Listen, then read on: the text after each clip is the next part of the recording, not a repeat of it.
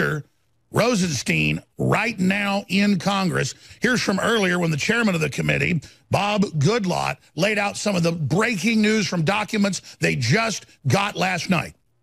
Thank you, Attorney General Rosenstein, for appearing for the first time in front of this committee. There is much to discuss today, and we look forward to your testimony and answers to your questions.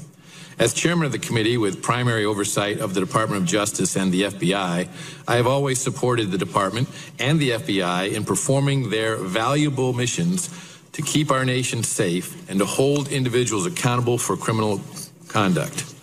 Yet, I and many on this committee now find ourselves in the very difficult position of questioning the actions of both prior and current department and FBI leadership.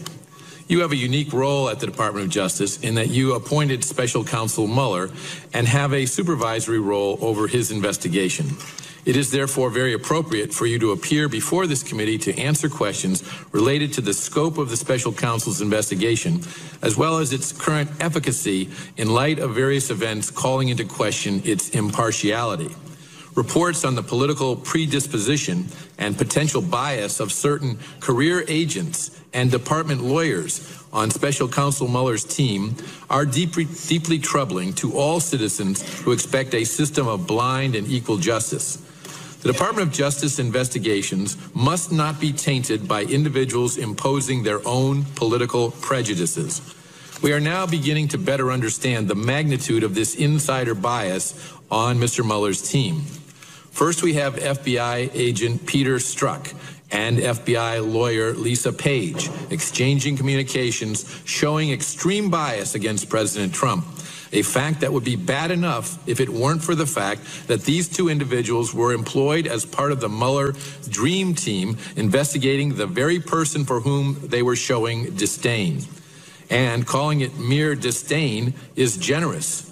According to the documents produced last night to this committee, Mr. Strzok and Ms. Page referred to the president as an utter idiot, a loathsome human, and awful, while continually praising Hillary Clinton and the Obamas. These text messages prove what we all suspected. High-ranking FBI officials involved in the Clinton investigation were personally invested in the outcome of the election and clearly let their strong political opinions cloud their professional judgment. And this was only an initial disclosure containing heavy redactions.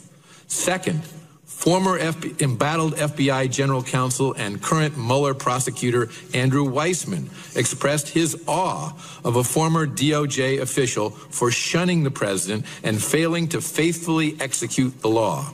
However, we are the ones now in awe that someone like Mr. Weissman remains on an investigative team that looks more and more partisan. Third, we have learned that a top Mueller prosecutor, Jeannie Rhee, in addition to the other actions that would normally justify recusal, served as an attorney for the Clinton Foundation. Aren't Department of Justice attorneys advised to avoid even the appearance of impropriety? A former Clinton employee is now investigating President Trump. This seems to be the very definition of appearance of impropriety. Fourth, we have just recently learned that another... We're broadcasting worldwide on this Wednesday post-election coverage. The swamp has definitely struck back in a big, big way. They buried Roy Moore under record amounts of vicious campaign ads, total demonization, false reports. The entire swamp, Republican and Democratic parties, ganged up on Moore. That was the program. That was the operation. And so they're heralding this as a great sign that they're going to retake things in 2018. That is not what the demographics, the numbers, the facts show. The Republican Party has raised more money in the last year since the president was elected than it ever has by a massive factor of almost 2 to 1. All over the country, most local elections are being won by Republicans and even traditionally Democratic-held areas. Yes, one of the reddest states in the country is Alabama, but you had a perfect storm come in here, and you also had ads running, millions of dollars of them, saying, if you vote for Roy Moore, we're going to publish your name in the newspaper. Talk about a total civil rights violation, but it's, again, all about your daughter being mad at you, your wife being mad at you, that you have enabled a pedophile who's not a pedophile, has not been convicted of being a pedophile, not been charged of being a pedophile, if you vote for Judge Roy Moore. This is a great example, a great exercise in the art of dirty politics. And they're just getting more and more desperate. Again, they want to build this image that the Democrats have cleaned house. Now Trump's got to go. They want congressional hearings because the Russia situation has imploded. Now I'm going to get back to more on Roy Moore in Alabama and what really happened there coming up in the next segment. And I'm also going to later get into some more of the hearing that's still going on with the Deputy AG Rosenstein, who really is the Attorney General at this point, part of a swamp coup of that agency. And we have him appointing individuals like Mueller, who brought in nothing but Democrats, 97% of those in this giant organization that spent almost $8 million now in the last year, are part of stay-behind networks that Hillary put in charge. And new documents were given to the committee just last night under threat of contempt of Congress by Rosenstein and the Department of Justice, and it just gets worse by the minute. It is unbelievable. Fusion GPS admits DOJ officials' wife, Nellie Orr, hired to probe Trump. So she was brought in specifically from Fusion GPS, the group that put out the fake dossier, by the FBI to put millions more into trying to doll it all up and make it look real. And then Orr was there to make sure that it went to the FISA court, and they even had the FBI agents there that have turned out to be Clinton operatives as well, that then reportedly, the word's going to soon be breaking, testified secretly to the FISA court. That's why you have the FISA judge, that was also the judge over Flynn, recusing himself. It's why you've got all these other FBI agents having to step down, Justice Department people, because this was a completely fraudulent endeavor. What they did is what the NSA has been caught doing in the last 5 years. It's been going on for decades, working with the Drug Enforcement Agency. And that program that the Drug Enforcement Agency is to use illegal wiretaps to then gather data on how to frame somebody. Usually they're innocent. And then they have false witnesses and others, false informants, false witnesses, liars, criminally go in and then testify to things that didn't happen to then get the fake warrants to then reconstruct what the illegal investigation did. It's called parallel construction. And so you have parallel construction, illegal spying, then they go get the warrants based on lies and fraud, and the judge and the FBI agents and the Justice Department official and then his wife, it's all Fusion GPS. You go do it in a foreign country, so there's plausible deniability, so the courts can't reach over there as well. The fraud is inculcated. It is then criminally brought back over here using taxpayer money. It is further embellished, and then it is deployed into the media through BuzzFeed during the election to destroy the president. When that doesn't work, it's still the entire modus operandi and the entire Bible, the entire canon, the entire operating manual, the entire universe of the false Russia storyline.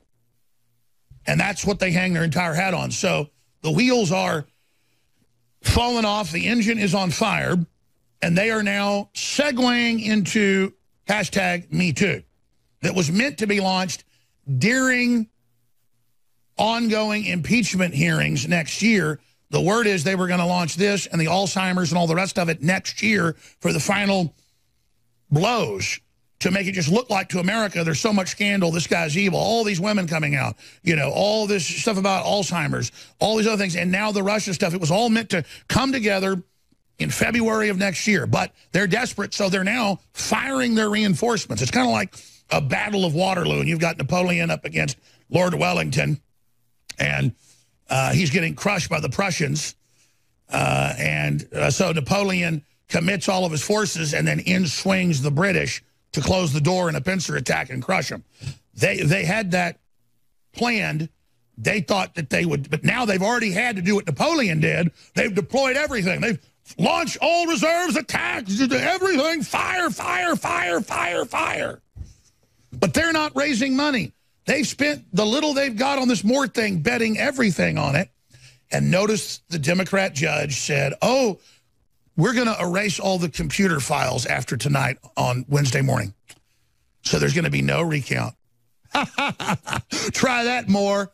Oh, and the polls said he was going to lose by 10 to 15 points. Fox News, CNN, same garbage to create a bandwagon effect with some to go, well, I better vote with a winner. He's going to lose. So he lost some there.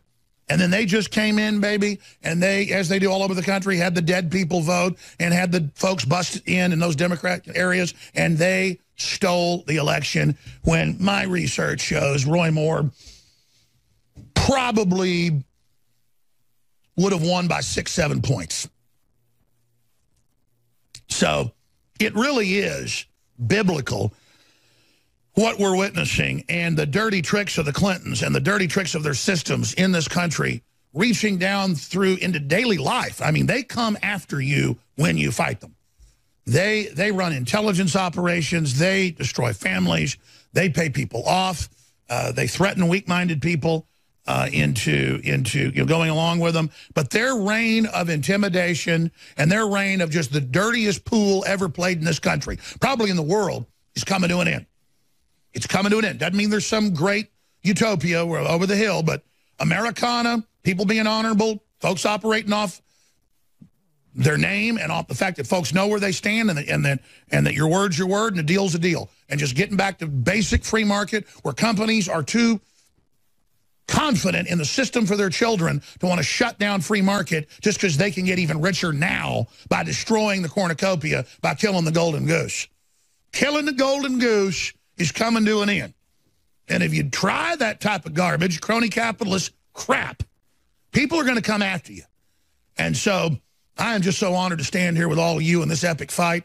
It's incredibly interesting. It's incredibly important. It's incredibly amazing. And I just want to thank you all for your support and your prayers, because without you, INFOWARS wouldn't have been able to come through all these storms. Without you, we wouldn't be seeing the major turnaround in the economy and the culture. And we wouldn't be seeing the enemy throw everything they've got. Everything they've got at humanity, trying to bully us back into submission. That's only going to cause the next wave of libertarian thinking to be even bigger. And I can tell you, we're moving in a very good direction. We're in a fight. We're bloodied. But at least we're not on our knees, tied up with these people having their way with us. Culturally, intellectually, spiritually. We're on our feet, we're swinging hard, and we're beating the hell out of them. You're listening to The Alex Jones Show. I am Alex Jones, your host. Thank you so much for joining us today. I can tell you without any doubt, the entire house of cards, as I said 2 weeks ago, has collapsed on Russiagate, and the crimes committed are unbelievable, and the individuals involved are either involved in the fake dossier, most of them are involved in that, others are involved literally selling out our uranium reserves of enriched uranium. I mean, it doesn't get more national security violations. It doesn't get more treasonous. And just getting fabulously rich off the Russians buying them off, which is what foreign governments do if you're wide open to it. Of course, they'll come in and buy off your government to get resources. That's what our government does. And I think it should stop, by the way. I think we should have real détente with Russia, and it should all stop. There's been long periods of time before in civilization where people don't do this type of crap because folks would go to war over it. We put up with too much of this stuff. Leave everybody alone, man. Let's go to the stars. Let's build civilization. Stop spending all our time robbing from each other. So many beta males, though, in the system want to go out and screw people over because they are dishonorable. The problem in the world is wimps. I don't mean wimps physically. I mean wimps mentally. Every time I turn around, that's the problem, is cowardly beta males that think doing evil is powerful and being dishonorable is powerful. It is not powerful. It is disgusting. But the whole thing's coming down. I just point out that we laid all this out weeks ago, and I pinned it, so people will know that I know what I'm talking about. I don't just get up here and say, we're kicking their living behinds in, so get on your knees before God. We've been praying for this, seeking God's face, trying to humble ourselves and find that quiet place of the Most High. And it's happening. But we're in the middle of a major spiritual war here, ladies and gentlemen. And so none of us are worthy, by the way, to even fight on God's side. You know, evil attacks those of us that have good hearts and makes us think, you know, well, you're not that good of a person.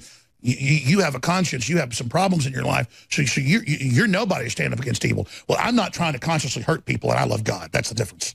And I just am so thankful this is all came out days ago, that the wife of the #2 at Fusion GPS was hired by the Justice Department official that resigned last week, highest level Justice Department official over Russia investigations. This is all the top people who had the other FBI agents over there who were in charge of the Russia investigations, period, not just this investigation, all manufacture this fake garbage, and they knew it was fake. And the judges had to recuse themselves because that was fake. The whole thing's fake, and now they've got all these congressmen coming out saying the most incredible things ever. Look at this. This is Jim Jordan, House Judiciary Committee, grills Deputy Attorney General. Americans believe that the Comey FBI and the Obama Justice Department worked with one campaign to go after the other campaign. That just happened a little while ago, and I've got a bunch of other clips that I'm going to get to when we come back in the next segment. I'm going to go right to it. But I just, up front, want to say that this is not something that's instant gratification. Everybody just wants a bed of roses right now. We are having, if you look at political time spans, we're getting instant delivery right now of globalism falling apart, of prosperity coming back, of tyrants being unmasked, of incredible things happening. If you want to see incredible victory, you're seeing it. That's why the enemy threw everything they could at Roy Moore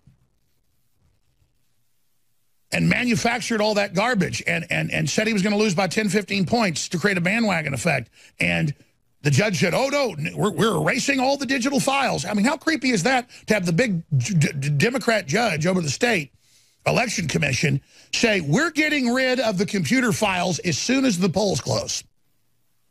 You're like, why would you say that? Just hide it in plain view. They've never done that before. Last night I looked that up, and they don't do that. They keep it for several years. It's like, why? Why would you announce that? There it is. Alabama Supreme Court blocks order to preserve digital voting records. Digital's not even like paper. It's basically free. You can save the whole election on a thumb drive. No, no, no. Imagine you go to the bank and you're going to deposit $10,000. And they say, oh, by the way, we're not going to let you keep a record. You put this in there. We're not going to give you a receipt. And you said, well, that sounds like you're planning to steal my money. In the final hour, court rules that Alabama can destroy digital voting records after all. And the judge said, we're getting rid of them the next day or right when the polls close. Oh, that's not suspicious at all. Alabamans, you don't get to vote for who you want. You don't get to thumb your nose at the outside powers and the globalists. And I don't knock New Yorkers, they're great people, or folks in California, but they're all, you know, running down the hay seeds and, oh, you dumb Alabamans, how you like that now? We're going to destroy the records, and we're going to run ads saying we're publishing your names and having young women say, we're going to say you're a pedophile. We're going to play that ad coming up, too. In fact, maybe I should play a little bit of that ad right now, because that is the nastiness of the nastiness of the Democratic pedophile party, with all their corruption and all their evil and all their admissions, to point their finger at you and to say that we're going to publish, just like they used to publish until they got sued, newspapers would publish the names of concealed carry people in the town. Great, tell who's got a gun, where they live, like they're bad people. Oh, want to go steal guns? You know, go to this house during the holidays, see if there's a couple newspapers out front of the house and break into it. This is the bullying. This is the harassment. This is the garbage. And people are sick of it. Alabama voters are upset that the court says we destroyed the voting records. More buried under TV ad barrage. And a bunch of so-called conservative neocon groups bought ads also saying terrible things. Pro-Doug Jones super PAC using voter intimidation tactics. Ad claims your vote is public record. Wow. Let's play part of that ad going out to break. Your daughter, your sister, what if she was 16 years old or 15 or even 14? Would you let a 32-year-old man be alone with her, date her, undress her, touch her, have her touch him? That's what Roy Moore did. He called it dating. We call it unacceptable. That's why we can't support Roy Moore. And none of that's even been proven. A child predator wins. Could you live with that? Your vote is public record, and your community will know whether or not... It's amazing. We're going to go to break and come back and get to the real victory. That they have been caught committing all these crimes in the Russiagate to overthrow an election and to stop the American people. Hell, they stole the nomination from Sanders. They just stole the election from Moore and Alabamans. But you think Alabamans aren't used to having outside groups come in and install people in the Senate or in the governorship? You don't think Alabamans don't know and they're not going to come back politically even stronger? The fight's on. I'm Alex Jones, your host, exposing the globalists and the underbelly of Hollywood and the New World Order satanic pedophile worldwide network. And the swamp thinks it's had a big victory in Alabama. It hasn't. I'm going to break the fraud down. The election was clearly stolen by a trifecta of fake polls saying Moore was 10 to 15 points behind when he lost by half a point. That creates a fake bandwagon effect to make people feel like they're going to be losers if they go for who they really want. That probably pulled 5 points. That fraud, historically, we know that's how that works. They admit it. It's in the WikiLeaks. They tried it with Trump. People broke through the conditioning, and that's why he won. Telling people we're going to say you're a child molester and publish your name in the newspaper with TV ads if you don't come out and vote for Jones. And then, of course, election fraud, having folks vote in the names of dead people. We know that's a Democrat specialty. And they were throwing everything they could into this, and Alabama's famous for Democrats cheating in elections. So this was all about frustrating the will of the American people after they've had 8 other special elections, federal elections, that Democrats lost, even though they threw all that money behind it. They were desperate for a victory. And that's what this was all about. Desperate for a victory, desperate for something, and that's what they're trying to do. But getting back to the really, really big news, I want to go to a clip of Congressman Jim Jordan, Republican, Ohio, grills Judiciary Committee, Deputy Attorney General. And we've got, again, live feeds of these videos at INFOWARS.com on the front page, INFOWARS.com/show. If you thought the vitriolic hatred as the Democrats get scareder and their operatives get more and more scared, and as all the firings happen of Democratic operatives that couldn't deliver, like Charlie Rose and, of course, others, you're seeing Mika Brzezinski come out and say, how dare the wife and daughters of Trump not call him an evil pig. You see just insane frothing information up on INFOWARS.com as they go crazy, as they go completely and absolutely crazy and just call for more and more insanity.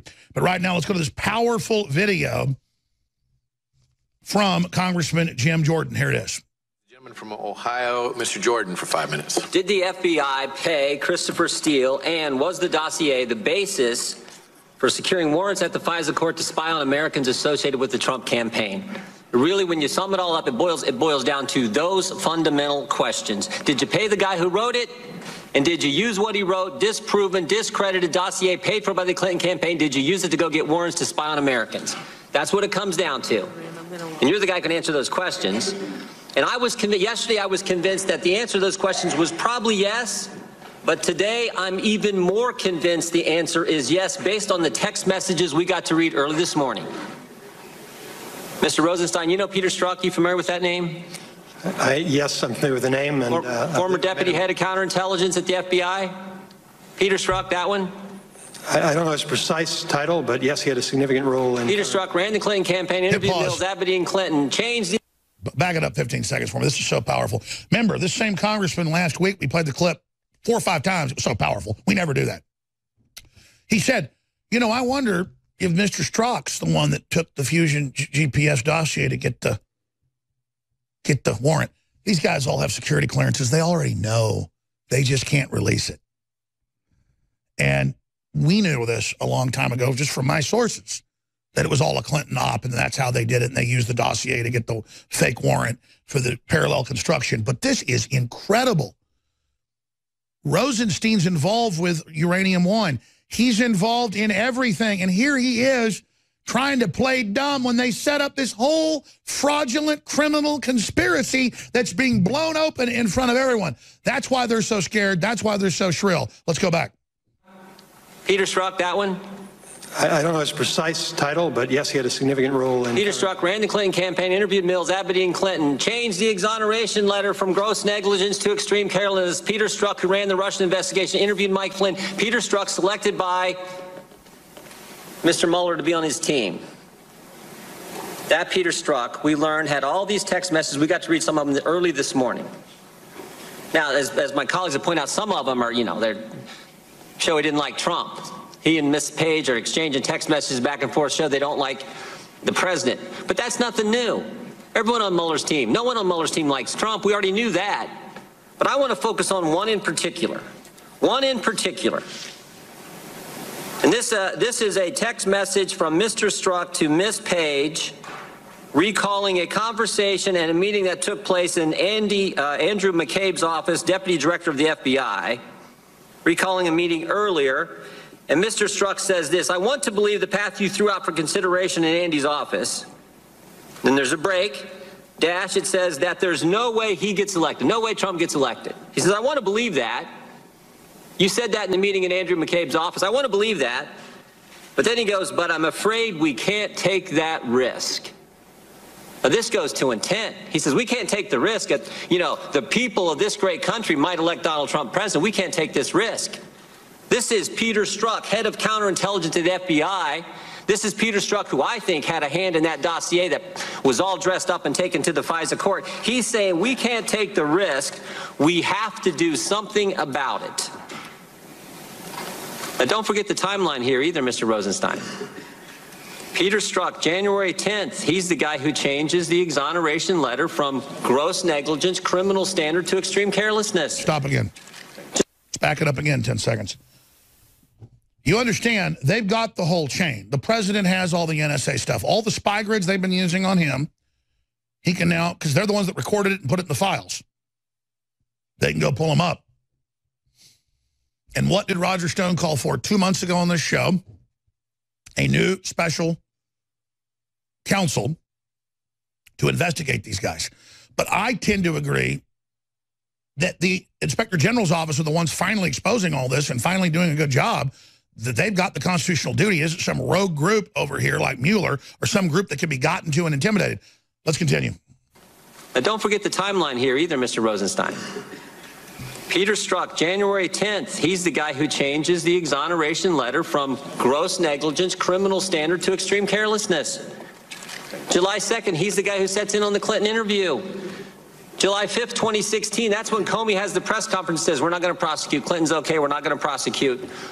And then August 2016, we have this text message. The same month that the Russian investigation is opened at the FBI, August 2016.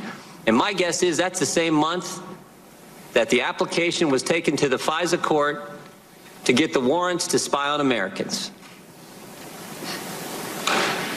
Using this dossier that the Clinton campaign paid for, Democrats paid for, fake news, all dressed up, taken to the court. So I got really just a couple basic questions. Because it seems to me if the answer to any of those two questions, if the answer is yes, if you guys paid Christopher Steele at the same time the Democrats in the Clinton campaign were paying, or if you took the dossier, dressed it all up, took it to the FISA court, and used that as the basis to get warrants, and now we have intent in this text message saying that there's another text message, my colleague referenced it earlier, where Mr. Strzok says, I can protect our country at many levels. Says it with all the humility he could muster. I can protect our country at many levels. This guy thought he was Super Agent James Bond at the FBI. This is obvious. All right, pause. We're going to come back with the powerful conclusion here and then the bumbling response of Rosenstein. But let me tell you, this congressman is unbelievable. I've watched Jordan for a while. He'd make a great president. That guy'd make a great. That's presidential material. That guy's smart, on target, focused. He knows how to set these guys up and destroy the enemies of America. And I love it. Rosenstein, all you idiots. You want to fight? You better believe you got one, scum. Ladies and gentlemen, Alex Jones here, back live. I intend to open the phones up in the second, third, and fourth hours today. We're going to go right back to the Congressman, Jim Jordan. Just so dramatic. You never see the FBI or Justice Department grilled like this because they can set you up. They'll put you in prison. They'll send the IRS after Congress members that speak out against them. That's why everybody's so scared of them. They've turned to the Praetorian Guard in this country, and it is a shameful collection of horrible criminals at the top. I mean, just the FBI at the top is La Cosa Nostra in America. Strangely enough, though, the average FBI agent that tries to save kidnapped kids or is fighting bank robbery or like Mr. Goody Two-Shoes, the best folks out there. And I've got this from highest levels FBI, highest levels CIA, highest level folks that, you know, have been deputy directors in the FBI, okay, that there's white hats and there's black hats. And for decades, they had some white hats and some black hats at the top. They got all black hats at the top now. And, man, they would do anything. Get Chinese money, Russian money, EU money, corporate. I mean, the crimes are just, they all protect each other. And they have these big law firms that sign off on it and stuff, just like Enron had. And it's just crazy. They make Bernie Madoff look like an angel. But now to see congressmen coming out, a bunch of them, and saying, we got you, and forcing them to turn over the documents, and it's just worse than they'd even said last week in hearings. I mean, this was a group of Clinton zealots manufacturing fraud, lying about it, using illegal wiretaps to get real wiretaps, intercepts, and then leaking it to the press. I mean, there's so many crimes here. And then lying to Congress. Comey and Mueller have lied to Congress about the investigation. I mean, they all need to go to prison. If you really want to clean house and end all this, and there's no bigger fans. You see Nadler mad. He goes, well, a lot of the FBI is battling the Democrats. And so you want to get political. Yeah, the FBI that aren't pedophiles. So this is a real war in America. The FBI is not the enemy. The Justice Department's not even the enemy. These are our institutions, but they've been taken over. They've been hijacked, folks. It's that simple. I'm going to try to shut up and just let him finish up with this piece of testimony because I want to play the other clip from last week where he said, I got a feeling this is the case. And then this week we have all the documents. He's already got them all. Here, let's continue. Our country at many levels, says it with all the humility he could muster. I can protect our country at many levels. This guy thought he was Super Agent James Bond at the FBI. This is obvious. I'm afraid we can't take that risk. We can't. There's no way we can let the American people make Donald Trump the next president. I got to protect our country. This is unbelievable. And I'm here to tell you, Mr. Rosenstein, I think the public trust in this whole thing is gone. So it seems to me you got two things you can do. You're the guy in charge.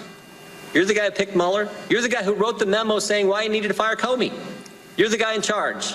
You could disband the Mueller special prosecutor, and you can do what we've all called for. Appoint a second special counsel to look into this, to look into Peter Strzok, Bruce Orr, everything else we've learned in the last several weeks. Good pause. Back it up. I just got to tell you, where'd you hear about a new special counsel first? Is right here.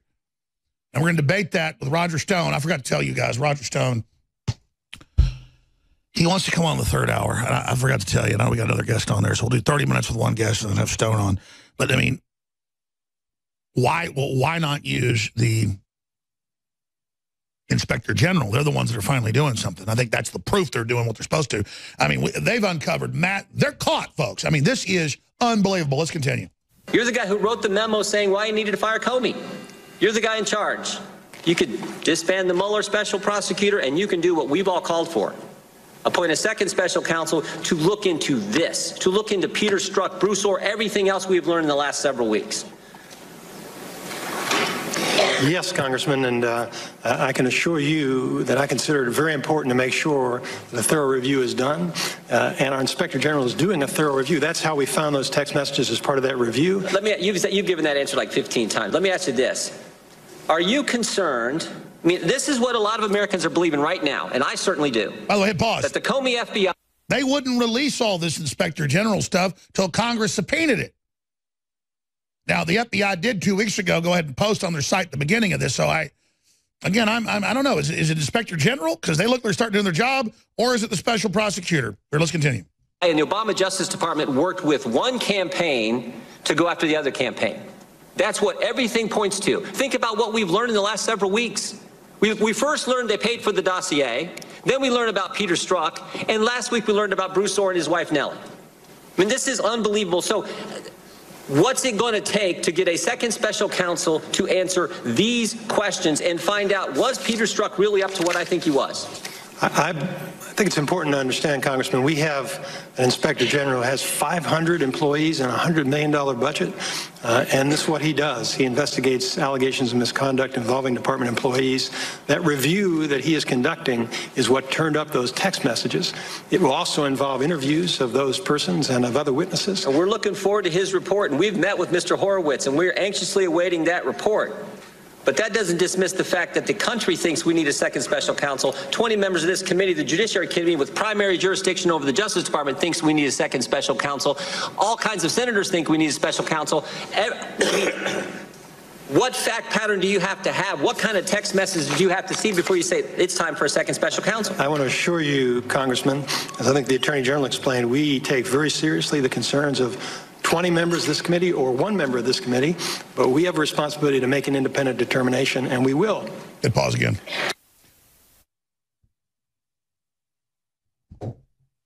Comey and Mueller ended different criminal investigations on servers and uranium wine and all this other stuff on the Clintons. As FBI directors, they did that.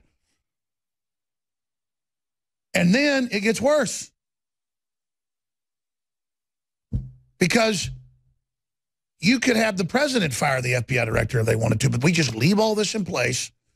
And he says, oh, we're just going to continue on, when they're the ones that criminally ended the Hillary investigation because they felt like it was the Justice Department and had illegal tarmac meetings. But he's acting like when they're in the middle of this giant debacle where they've been caught red-handed, that they're just going to go ahead with it all because it just doesn't matter. And everybody will forget about it next week. Go ahead. I want to assure you, Congressman, as I think the Attorney General explained, we take very seriously the concerns of 20 members of this committee or one member of this committee, but we have a responsibility to make an independent determination, and we will. Thank the chair. The chair recognizes. And again, let's read that quote. Did the FBI pay Christopher Steele, and was the dossier the basis for securing warrants for the FISA court to spy on Americans associated with the Trump campaign? I mean, this is beyond any movie, beyond Perry Mason. I mean, this is just sensational. And then when they cut, because it's still going, when they cut to the Democrats, they'll just bring up the racism and other Republicans, and we need investigations of Trump for hurting women. And by the way, Trump did a bad job on the response to the hurricanes. I've never seen them have hearings where they just totally bypass all this and just cover other issues. They don't even try to prop up the DOJ or prop up their minion. They just engage in this behavior. I'll play it coming up in the next little segment. Congressman Jim Jordan last week. But I'm really a fan of that guy. Tenacious, everything. It's just amazing. He's awesome. Every time I see him for over the years, he just does an amazing job. So I've been a fan, but I'm really a big fan. Because let me tell you, you're going up against the mafia when you ask questions like that. And I do it every day. It's just good to see other men standing up with us. Because let me tell you, I'm going to do my duty. But, you know, it's hard to hold back sometimes if you're going to go full-on war against these people, but you got to play by the rules. And you know they're a bunch of scum. I just cannot wait till we send these people to prison. Good Lord. Oh, man. Briefly, this is when we fund the next year, INFOWARS. And we sell great products at great prices. But the weeks leading up to Christmas and up to the 19th, we can still guarantee delivery on or before Christmas. But you want to get them by the 18th to really be safe. you need to go to InfoWarsStore.com, and it's what we call Christmas week, this week leading up to the week of Christmas. And we've got massive specials, free shipping, and we've got the new Alpha Power, 50% off. It is the strongest, most concentrated, highest quality formula out there, period, in this whole area of natural, healthy testosterone boosting, in the area of increased physical and mental energy, helps reduce fatigue. It's been admitted to be associated with healthier cholesterol, better energy during the day, better sleep. I mean, we can even make claims because it's so powerful, and it's all seen as healthy and good. But let me tell you, you need to be maybe take a half capsule the first time you take it. Alpha Power, 50% off. The Real Red Pill goes great with it. DNA Force, 33% off. Survival Shield, 50% off. A lot of this stuff is going to have to end, though. A lot of it's selling out. But we've got record sales, even on new items at InfoWarsLife.com. Don't fight the crowds. Don't fight the traffic. Just support the InfoWars, get great products, and get your Christmas gifts now at InfoWarsStore.com or 888-253-3139. History's happening. You get tomorrow's news today here at InfoWars. Second hour straight ahead. Well, Jim Jordan is asking questions that I've seen like people like Congressman Hansen asked back in the 90s. The IRS had indicted him and drove him around for 6 months in federal buses till his feet exploded. They call it dieseling. They drive you all day, 16 hours to another federal president, take you out, chain you back up, make you crap all over yourself. It's one of the worst forms of torture there is. It's like being chained up to a wall. And that's why I admire people like that, because that's what makes the world go round, is men that are willing to stand up against scum. There are good men and there are bad men in this world. And I really want to see the bad men defeated. And I'm sick of them, and I'm sick of how they're little cowardly chicken neck pieces of filth. And I hope God kills them all.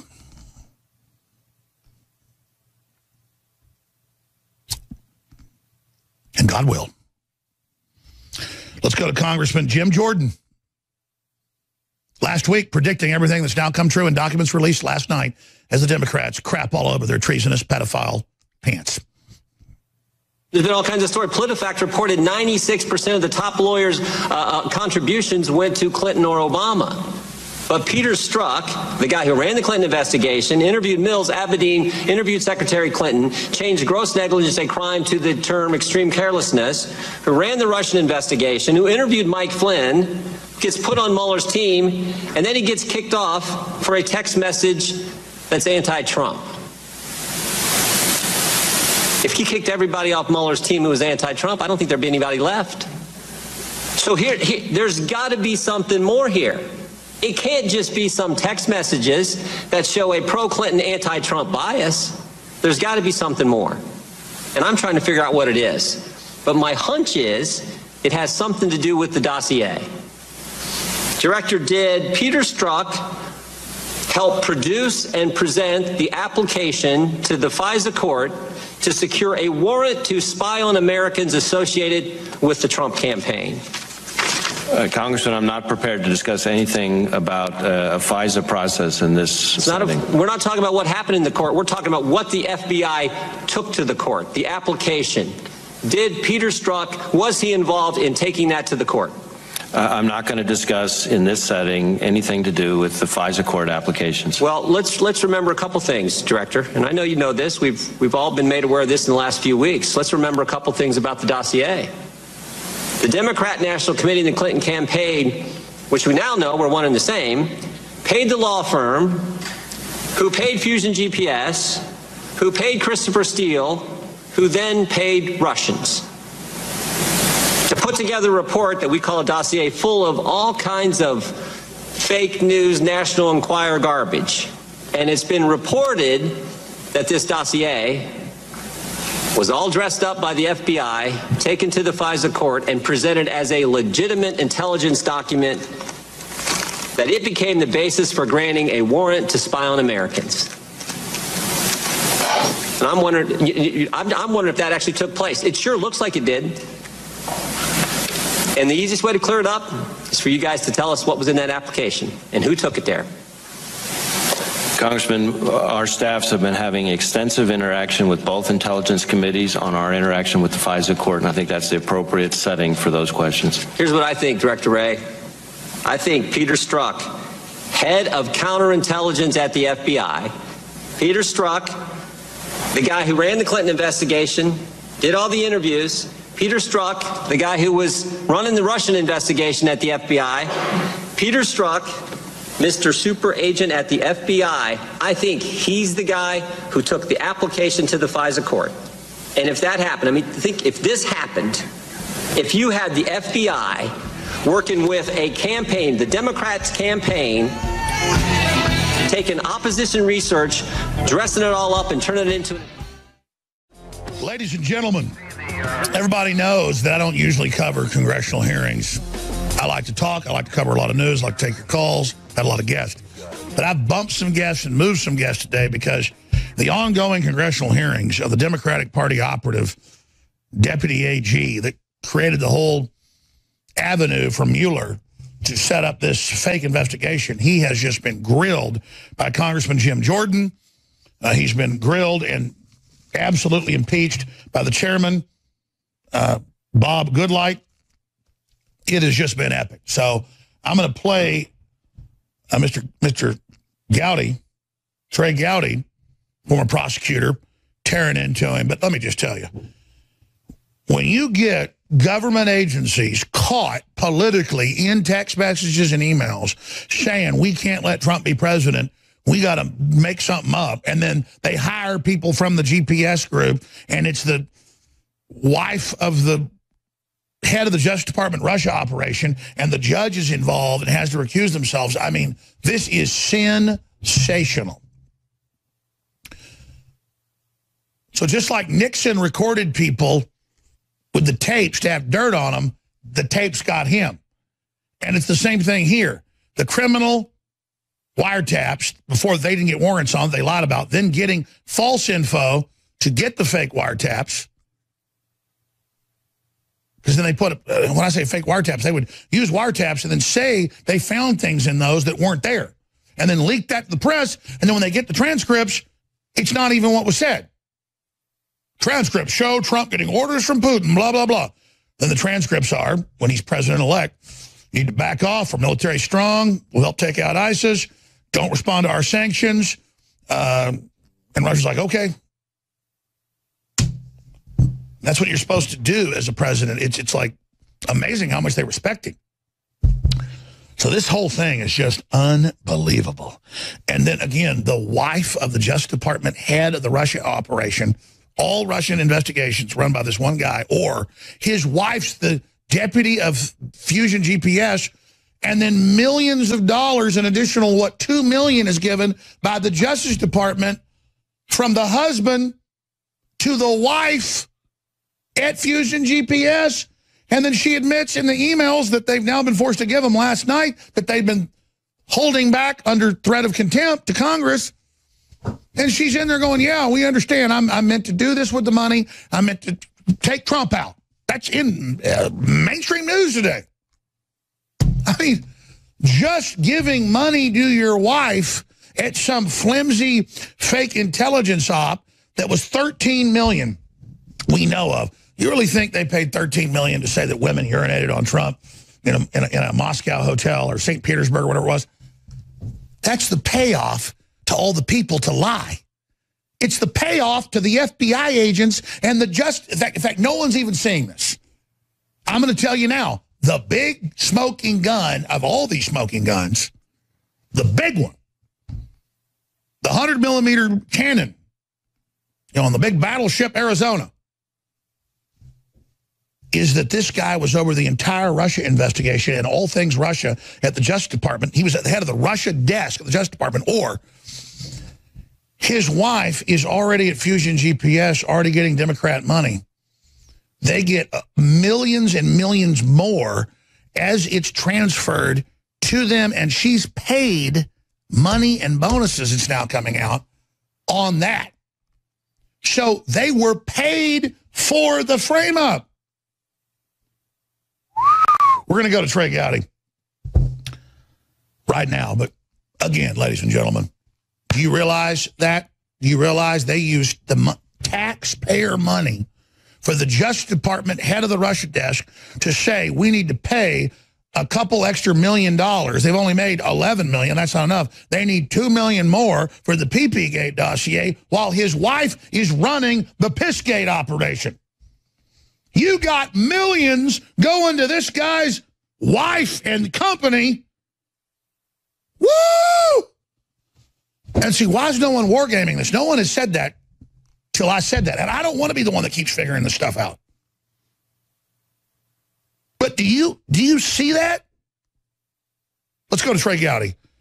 Thank you, Judge Poe. There are a lot of issues that I would like to ask you about, Mr. Deputy Attorney General. We had a terrorist incident in New York this week. We have 702 reauthorization that is pending in Congress. Gun violence, the opioid epidemic, criminal justice reform. But when I go home to South Carolina this weekend, trust me when I tell you, no one is going to ask me about any of those issues. They're going to ask me, what in the hell is going on with the Department of Justice and the FBI? The reason we have special counsel, this is a very important point, and you know it. The reason we have special counsel is because of a conflict of interest. The regulation itself specifically makes reference to a conflict of interest. And we don't like conflicts of interest because it undercuts people's confidence in both the process and the result. So let's be really clear why we have special counsel. There was either a real or perceived conflict of interest that we were fearful would either impact the result or people's confidence in the process. That's why we have something called special counsel, and that's why we have special counsel in this fact pattern. And then lo and behold, those who are supposed to make sure there are no conflicts of interest seem to have a few of their own. There's a senior prosecutor who sent obsequious emails to a fact witness. She can be described as nothing other than a fact witness. She's a really important fact witness if you pursue the line of inquiry that my Democrat friends want to pursue. They got off of collusion and now they're on obstruction of justice. She may be the most important fact witness in an obstruction of justice case. And the senior prosecutor for this conflict of interest-free special counsel sent a fawning, obsequious email to a fact witness. And then we have prosecutors assigned to conduct this investigation who donated almost exclusively to one candidate over another. And then we have a prosecutor assigned to this conflict of interest-free team that attended what was supposed to be, what he'd hoped to be, a victory party for Secretary Clinton. And we have a senior DOJ official, Mr. Deputy Attorney General, with an office that used to be 2 doors down from yours. Wife was on the payroll of Fusion GPS. And then we have a senior agent assigned to investigate Secretary Clinton's email, help draft the exoneration letter, where we changed the language from grossly negligent to extremely careless, interviewed Secretary Clinton in an interview I've never seen, and I doubt you have either in your career as a prosecutor, interviewed Michael Flynn, was actively involved in the investigation into the Trump campaign before the Inspector General found his text. So this agent, in the middle of almost everything related to Secretary Clinton and President Trump, sent pro-Clinton texts, anti-Trump texts to his paramour, in response to being told maybe he is where he is to protect the country from that menace, Donald Trump. He said, I can protect our country at many levels. And then he said Hillary Clinton should win 100 million to nothing. Now think about that, Mr. Deputy Attorney General. That's a pretty overwhelming victory. 100 million to 0. And when I read that last night, what I thought was this conflict of interest free senior agent of the FBI can't think of a single solitary American who would vote for Donald Trump. That's where the 0 comes in. Not a single solitary American he can imagine would vote. That's right. They're saying we're not human. We're going to come back and play the rest of this powerful testimony. It just gets more incredible because it's so truthful. It's Veritas. This is the arrogance of the people that have hijacked our country. This is the arrogance of these globalists that think they're invincible that they'd be in emails and text messages saying all this, and most of them are on the Russian payroll or the Chinese communist payroll or you know, other things even worse. And it is just insane how these beta weirdos get into power and always think they're invincible till they get their political necks wrung. We'll be back. I'm Alex Jones. Spread the link, INFOWARS.com. And I'm not going to let America or my family or you or the president down. President says to me, last time I talked to him, he said, Alex, they make it harder and harder for us to talk, but I want you to know this. I want you to keep it up. I want you to continue what you're doing, and you've got my pledge. I'm going to keep it up as strong as I can, and I'm not going to let you down. You're not letting us down, is he? The media will probably have a heyday with that. That's the last time I talked to the president, what he said to me. He said, keep it up, what you're doing, and I'm going to work as hard as I can as well. You got that commitment. And I don't think I'm going to let you down.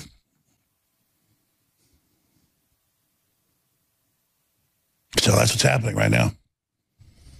That's why they hate him. They go, he's an idiot. We could buy him off. More power.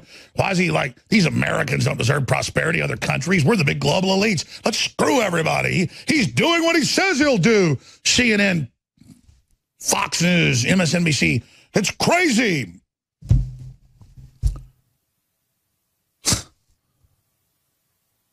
I mean, Donald Trump wouldn't sell out to the globalists. He's not selling out to the Russians.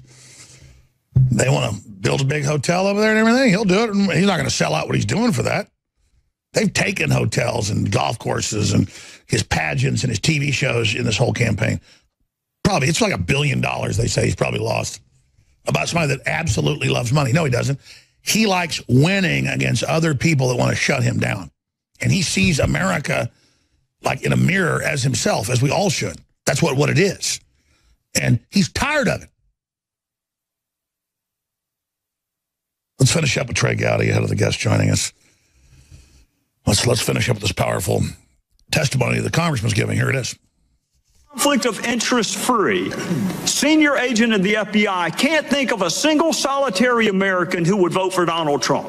That's where this zero comes in. Not a single solitary American he can imagine would vote for Donald Trump. This is the conflict of interest free special agent assigned. And then he went on, if that weren't enough, to belittle Trump supporters by saying he could smell them at a Walmart in Virginia.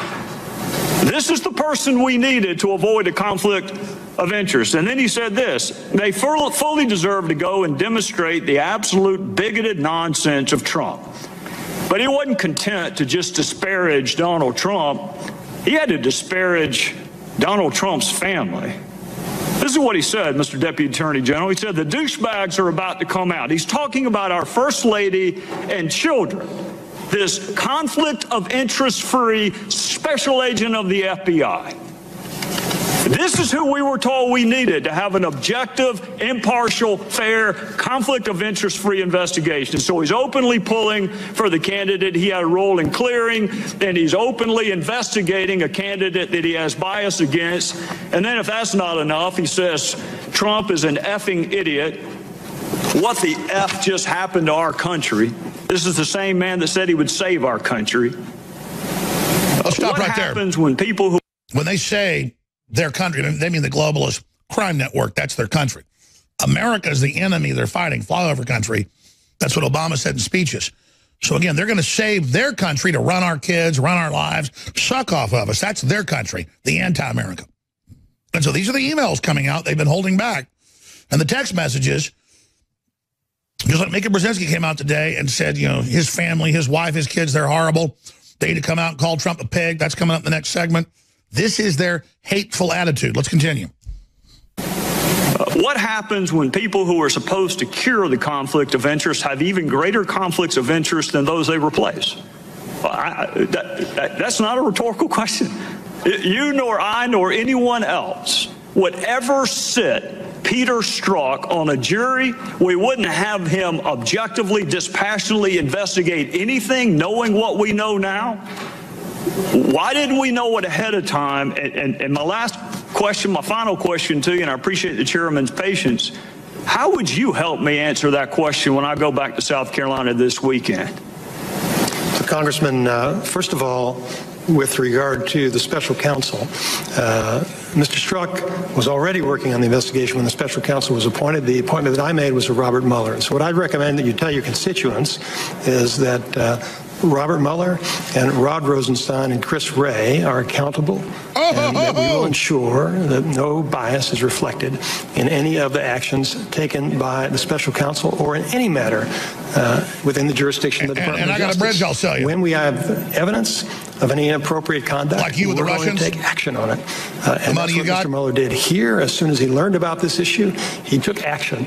And that's what I anticipate that the rest of our prosecutors, our new group of Well, that's the guy on the Russian payroll, Rod Rosenstein. Let's shut up that Clinton turd. Got enough from him. Everything's fine. Forget the record conflict of interest, total fraud, fake dossiers, the very people with the fake dossiers clearing Hillary. Forget about it. Everything's fine. They're going to save America by shutting us down. And they're doing a good job censoring. But Donald Trump and others are moving in to stop Google and Facebook and Twitter censorship. So they're getting a big, fat, juicy wake-up call. By the way, I'm tired of big corporations taking holidays like Thanksgiving and Christmas and turning into their own little corporate name to get it away from what the tradition really was. That's why I said, why not just have Christmas week in the week leading up, kicking off on the 11th, running through for a week until the actual week of Christmas, to make Christmas about Christmas and to make sales about Christmas. What's a better gift than high-quality supplements that have been documented to really improve people's lives?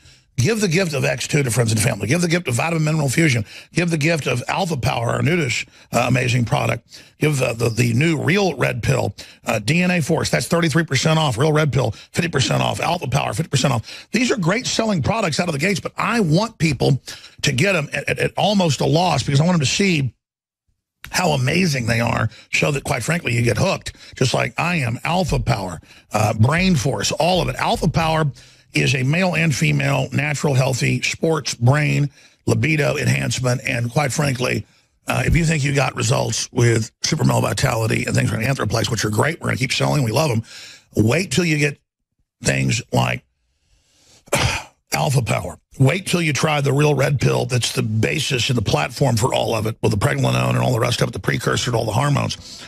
Wait till you get Survival Shield X2 and see what good healthy iodine in the body does. Wait till you get Knockout, the sleep aid, and see how great it works, or Prostagard. There's close to 100 items at 50 to 67% off and free shipping, and it's running right through till next Monday, but then the specials have to end. InfoWarsLife.com, InfoWarsStore.com, or 888-253-3139. Why fight the crowds? Why fight the traffic? Why not get great products, fund the InfoWar, and win, win, win, win, win, win.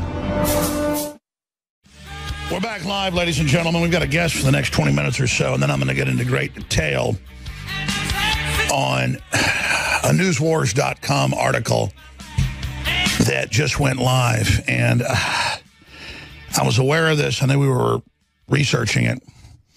But it's all part of Hollywood trying to mainline pedophilia at the UN through NAMBLA and others, and Nickelodeon sexualizing children.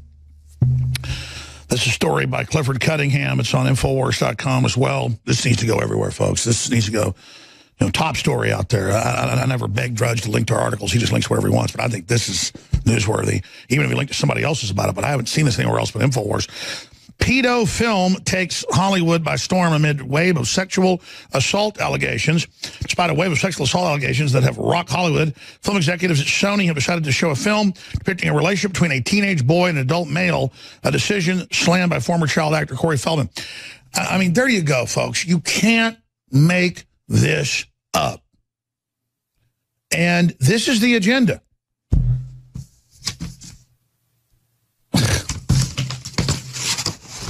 L.A. blaze ignited by vagrants as homeless camps explode across the state. It's another NewsWars story. Joining us is David Seaman, investigative journalist and author. You can follow him on YouTube at David Seaman Online. And he's here with us because he's one of the really balanced reporters out there who isn't just hyping it from our research, but actually covering it, cryptocurrencies. And look, mainstream stuff is all fiat. This is crypto, and then it has privacy. That's the real value, and the code, how it works. I'm not a mathematician like some of these folks, but again, you can follow him on YouTube at David Seaman, 160,000 subscribers just on YouTube there. The cryptocurrency market is now worth more than JP Morgan, CNBC. Bitcoin market value is now larger than Goldman Sachs and JP Morgan. RBC, the cryptocurrency market could be maybe worth 10 trillion. And it goes on. Litecoin, Ethereum, Bitcoin price surge leads alternatives to gain huge amounts of value. Litecoin, we're going to get into all these with him because here's the thing. If I study something, I can kind of figure it out. But then if I start wanting to invest in something, I get obsessed with it. That's why I don't watch sports, why I don't invest, because I want to just invest in news and know what's going on there. So that's never invested in cryptocurrency, even though I believe in the overall system in it, because I don't want to give listeners bad advice. So then I kind of stay a neophyte. But that's why I have experts on like David Seaman. So David, I've got a lot of questions here. If you're the expert, you should out of the gates tell us what's most important. It's just that I don't want to tell people to get involved in something that's a giant bubble. But good Lord, Bitcoin's going on 6 years. I had guests on that told people get into it. I've had so many people thank me because they've invested $1,000 and, made $5 million. And then I just think, good Lord, one time, 4 years ago, Max Kaiser was trying to give me $1,000 worth at some hotel in London. And I was too busy to go to my hotel room and get my laptop because I just didn't want to get involved because I didn't want to mess with it because I don't know how to explain it. It's like if I don't know something, then I don't ever get involved. So here's the thing. I'm trying to get involved. I want to know because now it's so big that I feel like an idiot. Does that make sense? Yeah, it makes total sense. Never turn down free coins from Max Kaiser, but nobody wants to jump to a new system. Nobody wants to learn a new thing. It took me a couple of interviews of interviewing different people in Bitcoin to actually come around to the conclusion that this thing is probably sound.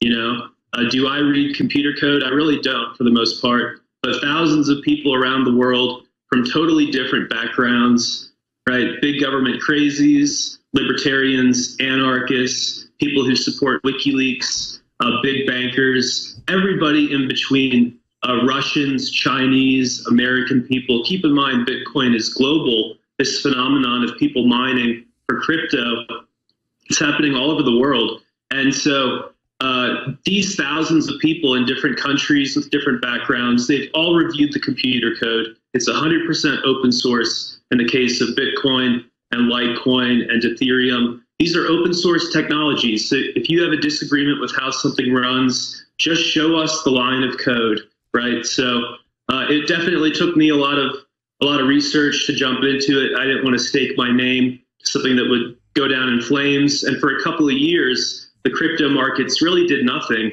And a lot of people burnt out financially during that period of time. Crypto did nothing, but below the surface, a lot was being built. And now we're starting to see the beginnings of what was built, so. Exactly. And again, I just wanted to really understand it before I got into it or promoted it. But now, what about the concern that it's been leaked out by powerful global groups that know the old currencies are going to die and that they want to get us all in this global digital system that we think is personal and private, but really is part of a larger global management system that is going to be brought in via booms and crashes globally to consolidate control over cryptocurrency? Sure. Well, we all know that the elites have been trying to collapse the global economy for some time. First, make us reliant on their fiat currencies, the Rothschild banks, dead people's faces on rectangles of paper. What most people don't realize in America and in Europe, when you go to the mall, when you spend some money, you're using foreign banker currency, right? I don't want to get too esoteric here, but we're already using we're using their phony digital system. Exactly. Yeah, you're using a system where they is in the house of Rothschild and the Rockefellers and Soros and other ruling families have literally trillions of these things, trillions of these digital tokens called dollars. And Bitcoin is a shot across the bow, no doubt about it. And what I tell people now, people who have those concerns, what if this is some system, they're trying to crowd us into it like sheep, right? Trying to throw us off the cliff. I say, if this is a cliff, it's a good cliff, right? If this is the cliff they're trying to cast us off of, because it's open source and because anybody can mine for it.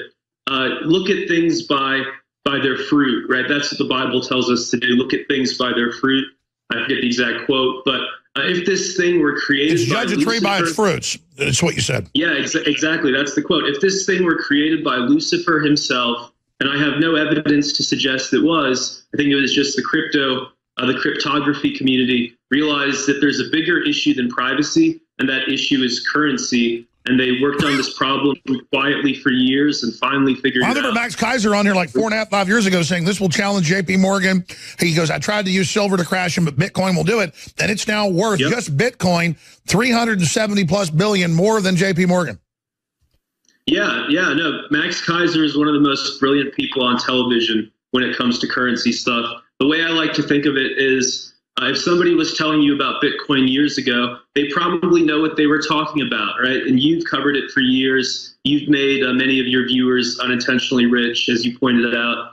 And so, as I was saying, if Lucifer himself or if some demon race of aliens launched Bitcoin, at least it's a better deal than Chase. At least it's a better deal than Wells Fargo. Whatever this stuff is, 8 years in, thousands of people way smarter than me have reviewed the software that makes it run. It seems to do its job. If there's a problem, I'll be the first to let people know. So let me ask you, where is it going next? I mean, it just undoubtedly is the future. Where is it going next? What do you expect to happen? Bitcoin is one of those self-enhancing prophecies, right? The chicken or the egg problem. If you have a currency and nobody wants to accept it, then it can't grow. And if everybody wants to accept something that nobody uses, then it can't grow. But now, because of how big the market valuation is, some people say it's stupid, some people say it's overvalued, but because of that market valuation, everybody wants a piece. Nobody's turning down Bitcoin now, right? If Max Kaiser were to tell you today, hey, Alex, you still want those Bitcoins I offered you years ago, you'd probably say yes, right? Yeah, it was only worth $18 million now. It's worth more now since a week ago, yes. Yeah, so I think it's a self-enhancing prophecy, and there's no reason to think it can't take out the PayPals and JP Morgans of the world over the long term.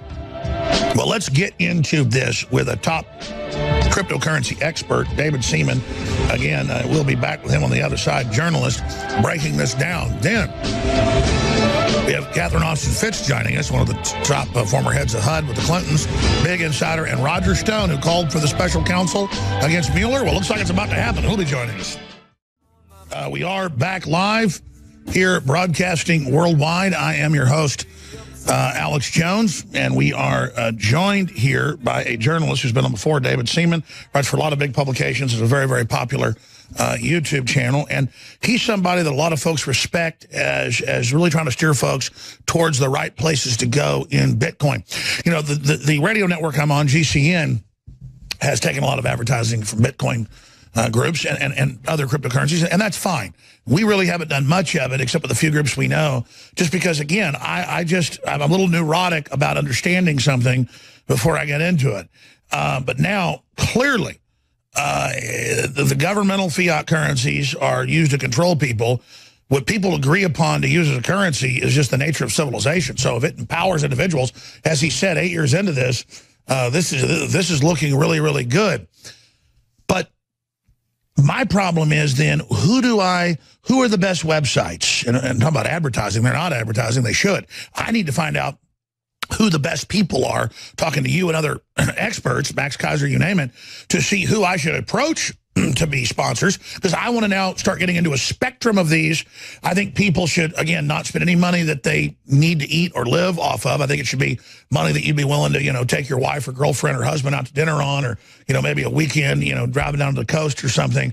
I mean, I think this should be discretionary income, but I don't feel like I'm stupid. I mean, I have integrity, so I've waited so long. But I think now I need to really get a crash course and not just kind of sit back and interview people. I need to start experiencing it myself. So, I mean, obviously you're reporting, but where do you go? What do you think are some of the best currencies? How do you store it? We hear about people that store it on their own computer, that's hooked to the internet, or some of the exchanges. People break in and steal it. Of course, that can happen with any wealth. Why have kids? They can get hurt. Or, why own a car? Somebody can key it. I mean, it's a normal thing with assets. I'm not knocking it, but those are some of my questions.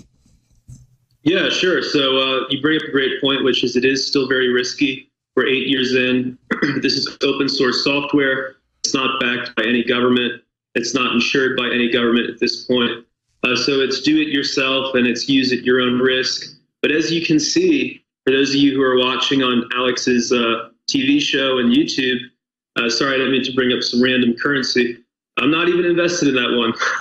But yeah, I'm up on coincap.io. And as you can see, the crypto markets are red hot. So a good place to just get your feet wet and see what are these things valued at right now would be coincap.io, or another really popular one would be coinmarketcap.com. And so that's where you can begin to see which currencies are competing against each other. You can start to do your homework over there. And how many thousands of percentage points is Bitcoin up since it first launched? I mean, Vegas is 60% against you. Even if you see this as gambling, this is paid off in thousands of percentage points. Yeah, so since Bitcoin was launched to the world about 8 years ago as open source software, it came out January 2009. He released his white paper explaining how it works. That white paper is still online. Anybody in the world can read it at bitcoin.org/bitcoin.pdf. That's the original free document that tells you what on earth is this thing and how does it create digital cash. And so since that point in time, Bitcoin is up more than 50,000%. Yeah, that's the white paper right there. It's up more than 50,000%. And again, tell folks a little bit about 50,000%. Tell people about the developer, the Japanese developer. Yeah, so we don't know much about Satoshi Nakamoto. That's the pseudonym of the creator or the team of creators who released Bitcoin to the world. And then to answer questions from the community. I was about to say, I can never get answers even from people like Kaiser that have met these folks who really did it. That's one thing I don't like. I'd kind of like to know who really created it. Yeah, if that's a sticking point for you, there are other currencies like Litecoin where they know very well who the creator is and where he's doing media interviews. Why wouldn't somebody want their name to be known? Maybe in case it went south or in case they got targeted for doing it? Yeah, I think it's actually a strong feature of Bitcoin that we don't know who the creator is, because if some overzealous government agency says, oh, look, you're not complying with rule A, B, and C, we need to indict you and bring you in, that would obviously crash the currency's value, at least in the short term, even if sure, it's not don't they say in that manifesto and others that they're doing this to empower people? Essentially, Satoshi made hints on the blockchain. He references an article about the financial crisis. And that was one of the first, things written into the blockchain is a newspaper article about the financial crisis where Americans are getting hosed. So there is an ideological element to this. I mean, we all know what we're doing. We're psychologically replacing the dollar with this crazy thing called a Bitcoin. And so far, so good. But again, it is still very risky technology. Nobody's underwriting this. Nobody's guaranteeing it. It's what really it comes down to, I think, Alex, is whenever peer-to-peer pops up in any area of life, P2P, they try to stomp it down as hard and as fast as they can. They want middlemen in control. This is cutting middlemen out. Yeah, they try to make us never try it again, right? So the printing press they didn't like because you no longer have to go to church and tithe 10% of your income to have somebody in the church tell you what the Bible says. You can print up your own Bible. You can give them to friends and family members, and you can start to interpret God's word for yourself. Back then, that was highly disruptive. And that's what we're doing in the independent new media is saying, hey, we're having everybody on. We're having a bigger discussion. People say, I want my own discussion. And that's what's killing that monopoly.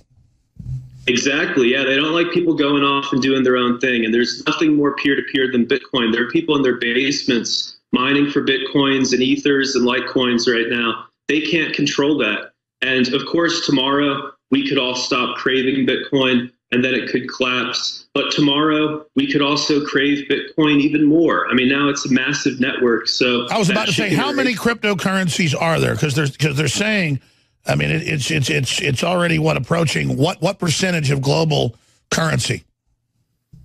Yeah, so as of yesterday or the day before, all of the crypto in the world had reached more than $500 billion in value. So more than $500 billion. Now it's a little bit under $1 trillion because it's moved back a bit, but roughly $500 billion of market value in crypto at this point. It's incredible. So if I would have invested $10,000 in Bitcoin 8 years ago, what's 50,000 times 1,000?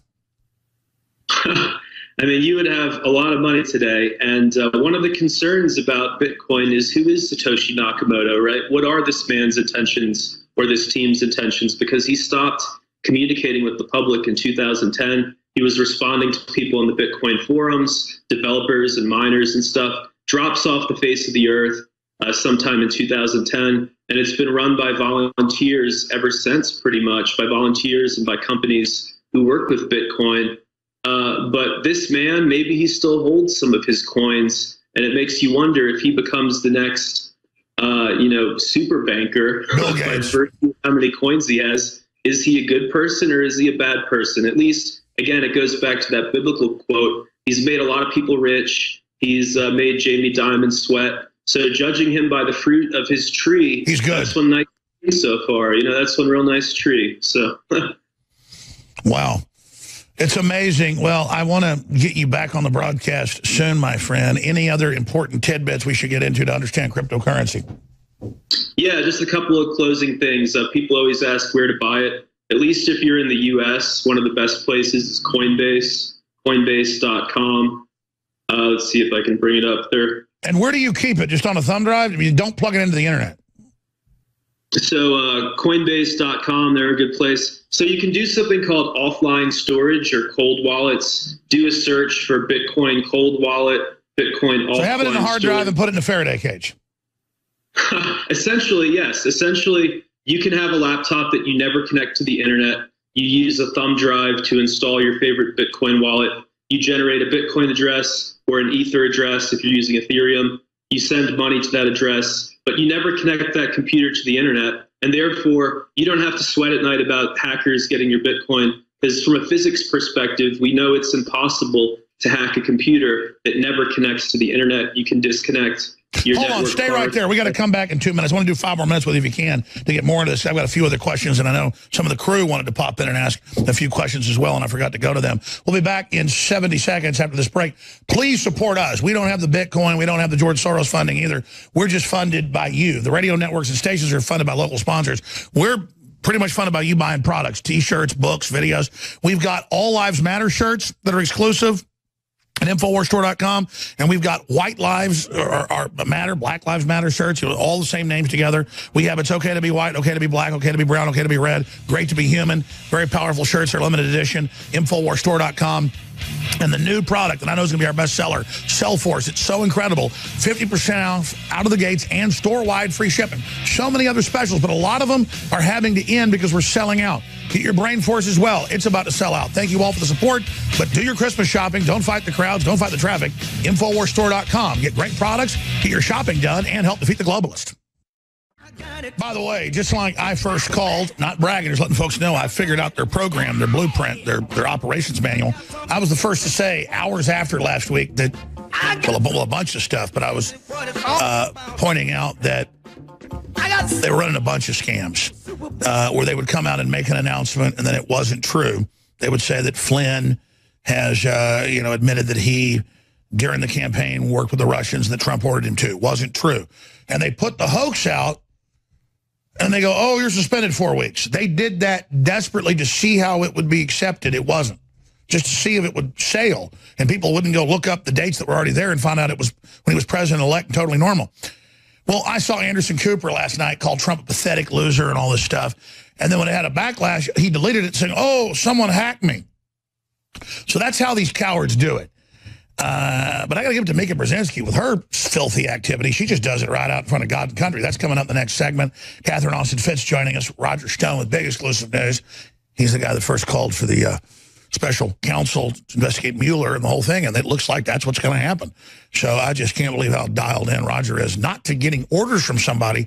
He develops so many of these strategies, and that's why they call him dirty and evil, because he's not. And then he just kind of arrogantly goes with it. We're like, you're bad, I'm the villain, and it's not even true. So, again, joining us is David Seaman, again, investigative journalist and researcher, a popular YouTube channel, 130-something thousand subscribers at David Seaman Online. I've got about 3 minutes to break. Thanks for joining us. Other important tidbits, you got cut off by the break. You want to impart to folks about the cryptocurrency revolution. It really is like printing press level, internet invention level. I mean, clearly 8 years in, this is something that we can't ignore. Yeah, we at Fulcrum News, which is my startup news company, we think it's a big deal. We put up an article and a couple of videos. Bitcoin and Ethereum have elites in a global panic. So that's the level of disruption that's ahead potentially. And that's important to interrupt. Give us your website again. FulcrumNews.com. It's a great name. I love Fulcrum. Yeah, go ahead. They tried to attack Napster, and then later technologies like BitTorrent were so good, they just couldn't shut it down.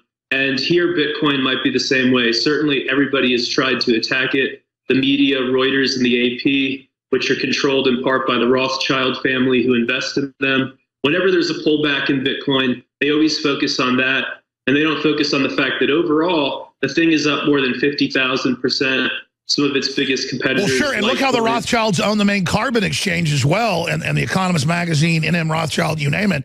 I mean, they want a global carbon tax to be the new fiat currency. They really don't like cryptocurrency. Yeah, they are a money cartel, and they have overinvested in media to keep us craving their dollar bills, which they essentially loan out to our own country. It's very bizarre, doesn't make sense in a modern internet age, and that's why crypto is coming of age, is that our financial system is the last thing we're doing that is kind of a throwback to the Middle Ages. We elected a president on the basis of videos and social media posts, so why doesn't our money catch up? Now it is.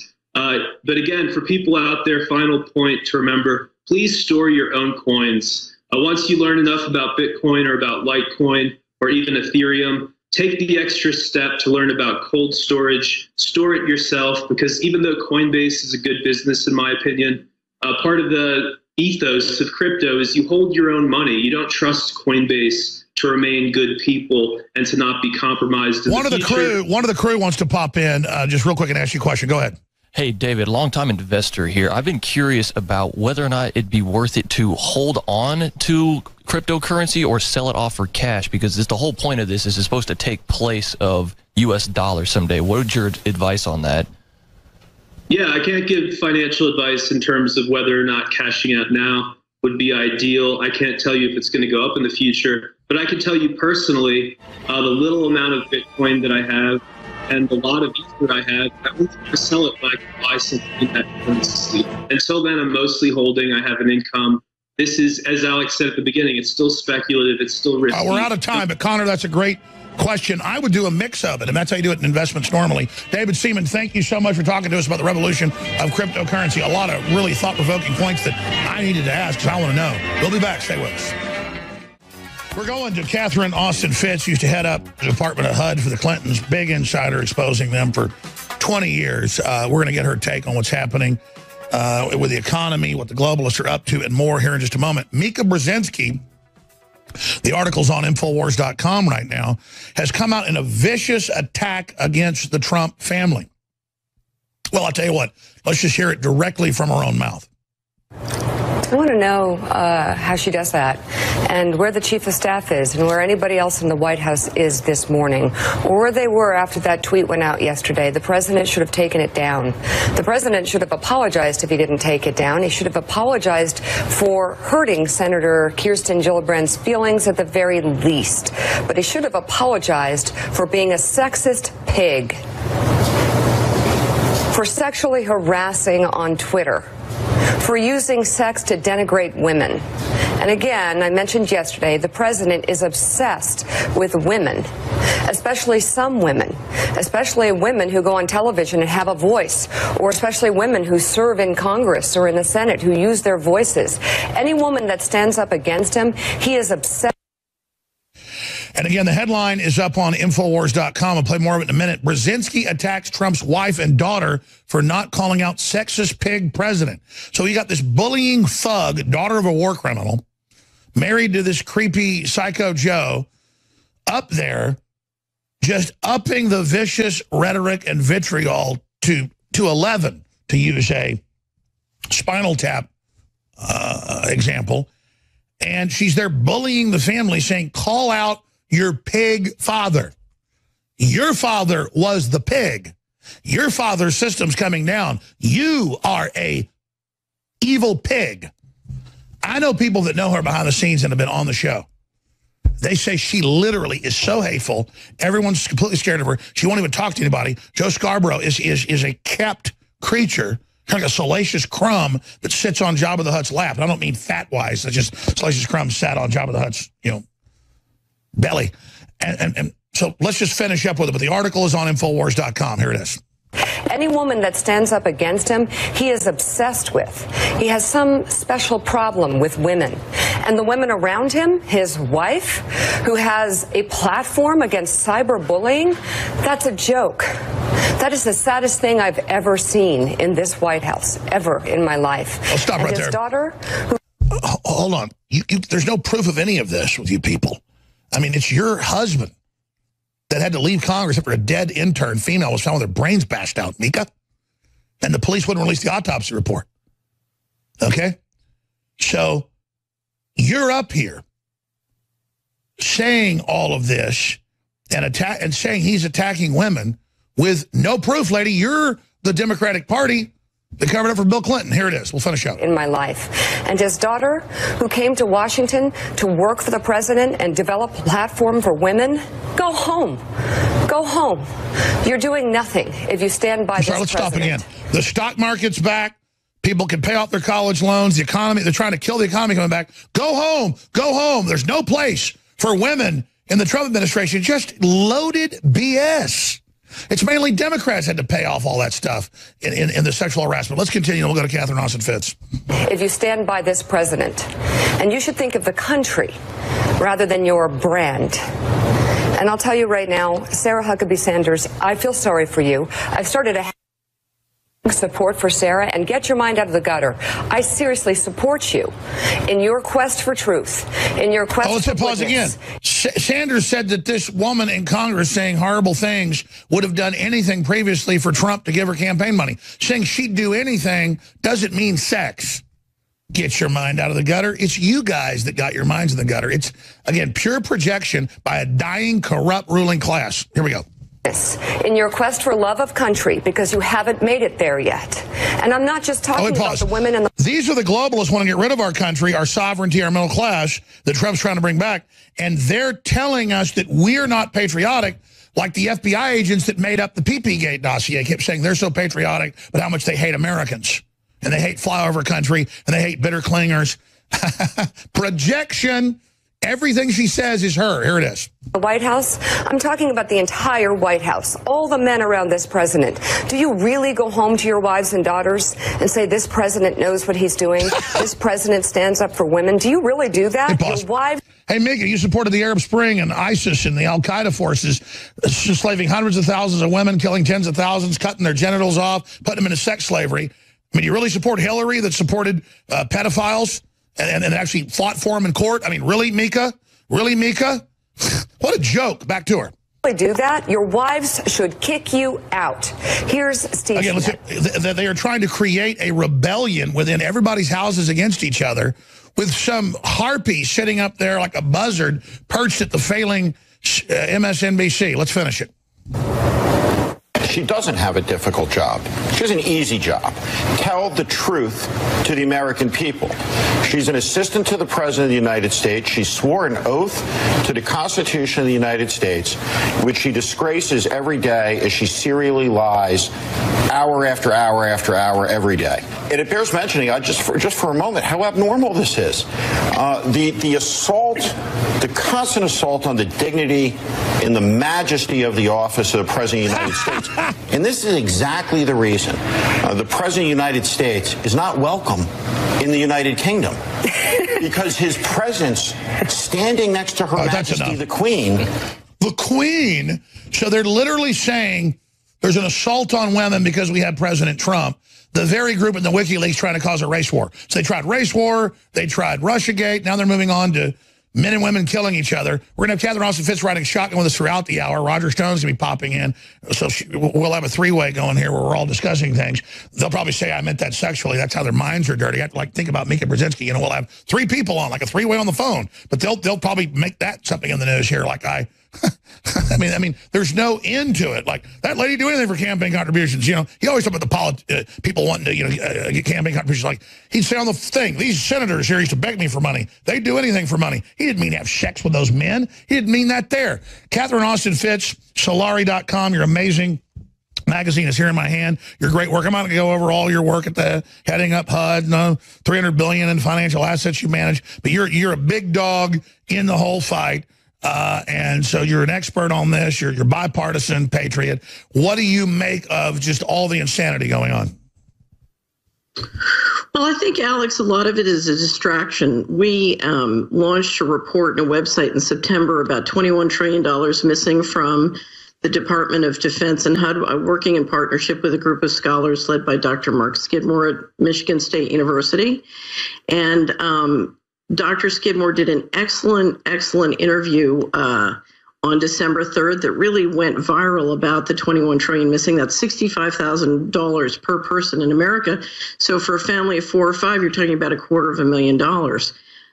And interestingly enough, Forbes picked it up. Dr. Kotlikoff picked it up. And it started to get real headway in the financial media, and wham, Department of Defense announces they're going to come out with an audit. They had been scrambling. They took down all the documents. I was about to say, the word is Trump saw the piece and ordered that. I should have led with the great work you and your colleagues are doing. So, well, but here's the problem. You can't pay pension fund benefits with audit reports. So an audit is something that happens next year, is completed 2 years from now after the 2018 elections. In the meantime, there's $21 trillion that needs to be accounted for, and as far as we know is functioning outside of the law. So the reality is, if somebody's getting on morning network TV and talking about, sex is the great distraction, and right now we're purging all the sort of old people, and we're using sex to do it. So we have purges going on, but that's really cleaning out the old, expensive, high overhead leadership and moving in a new group of leaders. I don't see it as making meaningful changes really in the system. So I think there is an enormous amount of distraction going on in the major media, and and that's all it is. They're doing anything to create noise and entertainment away from the real issues. Well, let's talk about that and give us your report card on how Trump is. I know you were here a few months ago and it was mixed. Catherine Austin Fitts is going to talk about the tens of trillions of dollars missing that they admit, and now they're talking about an audit. Hey, that's exciting. We'll be back. Please don't forget, we're kicking something off that I hope next year is picked up by others. But the first year, 2017, Christmas week. They hate anything traditional. They want to make it all corporate and turn it into holidays and say that's politically incorrect. It's Christmas week, and we've got free shipping store-wide, over 100 items, 50 to 67% off. But a lot of these are going to have to end because we already sold out of Brain Force once. It was out for a few weeks. It's not going to be back till the new year. Our great nootropic, super high-quality folks love it. That's 50% off. We got Prostagarb, the saw palmetto, and everything else that's known to be good for your prostate. That's 50% off. Vitamin Mineral Fusion, 50% off. All the high-quality storable food, 50% off. That's off the regular low price. It's not like we raise the price and lower it. Alpha Power, stamina, libido, energy, strongest formula out there from our research. That's out of the gates, 50% off. The Real Red Pill that's got the hormone precursor, pregnenolone, if I'm pronouncing that right, that's got all the vitamins and minerals, amino acids. It takes about a week to feel the effects, or 4 to 5 days. But it's amazing. Alpha Power, you'll feel it in like 30 minutes. All those other products are at InfoWarsStore.com. And when you purchase the products, it funds what we're doing, exposing the globalists and bringing you game-changing info. I mean, Catherine Austin Fitts was on here a month and a half ago, and her organization and groups at Solari.com and their economists were beating the drum about the tens of trillions missing that she's been doing for a decade plus. And boom, now they're calling for a audit, which I agree is too little too late. So getting into this then, what do we do right now? Why is this so central? Why is this so important? And what do you see going on with Trump? So here's the issue, Alex. Crime that pays is crime that stays. And the reality is, if you have, right now, we live in a society where things are run by force. We see the stories, for example, and you've carried many of the doctors and natural health practitioners who are being violently assassinated. So we have a society that's run by force. You can't change that with a financial product. You can't change that by tinkering with the information systems. Frankly, what you've got to do is cut off the money. It's like a car that's running on our gas. We're putting the gas in the car. If the car is running around killing people, you've got to turn off the gas. So this comes down to citizens and state and local officials saying, wait a minute, if the courts aren't going to assert jurisdiction over the financial management laws, if Congress isn't going to do it, then we're going to have to do it. And there are many different ways of doing it, but it starts with recognizing that there's only one way to stop the lawlessness. I mean, you've covered the lawlessness at the Department of Justice. You've seen what's come out over the last couple of weeks. It's going to continue unless we shut off the money. I mean, when you were a kid and your mother wanted to, get you to change your behavior, what did she do? She cut your allowance, right? Exactly. That's why they're so arrogant. What do you make of these congressional revelations where it's all like 6 or 7 FBI agents, a few Justice Department people, their wives and people are getting millions at the GPS group to make up the false stuff. Then they get fake warrants. The judges have recused themselves. I mean, this is spectacular how this is unraveling. Well, there are many questions, but clearly if you look at the anecdotal evidence, it looks as though the Department of Justice and the intelligence agencies were deeply compromised in the conduct of the campaign, and even more frightening in the conduct of the transition. Now, I was about to say, why are they so arrogant as to send emails and text to each other just admitting it's all a fraud? That's crazy. It shows delusional nature. I mean, if you're going to commit crime, why not be slick about it, Well, but here's why. In the annual wrap-up, we're about to publish our annual wrap-up in January, and we pick out the most important news videos of the year. One of the most important news videos of the year, I was about to say I'm not a Chuck Schumer fan, but he did us all a service. He did an interview, I think, on CNN or CBS. And he said the intelligence agencies have 7 ways to Sunday to get you. Right, but what he was saying is the intelligence agencies run the executive branch, not the duly elected president. And so Trump could be good or bad, but the point is, for me, correct me if I'm wrong in your view, he's trying to be president. That's why they're so upset. Well, but this is a fundamental governance structure, because our problem in this country is the governance structure does not have integrity, and people are getting assassinated left and right. It's become a third world country. The question is, who's in charge, who's responsible, who's accountable? Does the president run the executive branch and the Congress run the Congress? I mean, is the Congress allowed to pass a law without getting shot at their local baseball game? I mean, that's the question. And so are we going to allow the intelligence agencies have run this country since the president was assassinated in 1963 in broad daylight. So the reality is we have a governance structure issue. Who's in charge of the country? Is it the people behind the intelligence agencies, the big investors and the corporations? Is it the intelligence agencies, or is it the people? And this is coming down to a fundamental flaw in the governance structure. Nothing's going to work until we get it fixed. I'm very, it's always, I always get frustrated with the people who say cryptocurrencies are a solution, because in fact, all we're doing is inventing their next digital currency. Now, I respect you, and that's why I've not promoted all this. I just feel dumb not getting involved myself, and I got offered $18 million of it once, and it was too lazy to get my laptop to put it on because I didn't want to fiddle with it.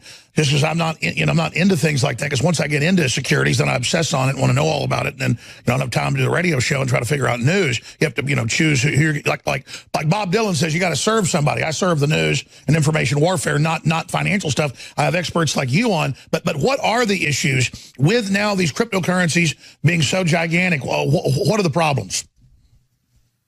Well, here's the thing. If if you're going to a world where 7 billion people have smartphones, then you want digital currencies. I mean, the leadership has wanted digital currencies for a decade. You got to build the train track. So this is how they make it trendy. This is how they make it trendy.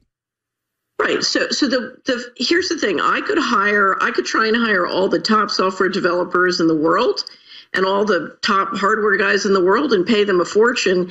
It's much cheaper for me to engineer, a run up in the price and get them doing it. And then when the period is over, wham, you shut them down and you take over, which the central banks ultimately will do. So it's very, very clever. And the reality is the price can go much higher. If you look at what needs to be, right now, blockchain is not scalable to the extent that they need it on an economic basis. So who do you think's really behind the original launch of Bitcoin?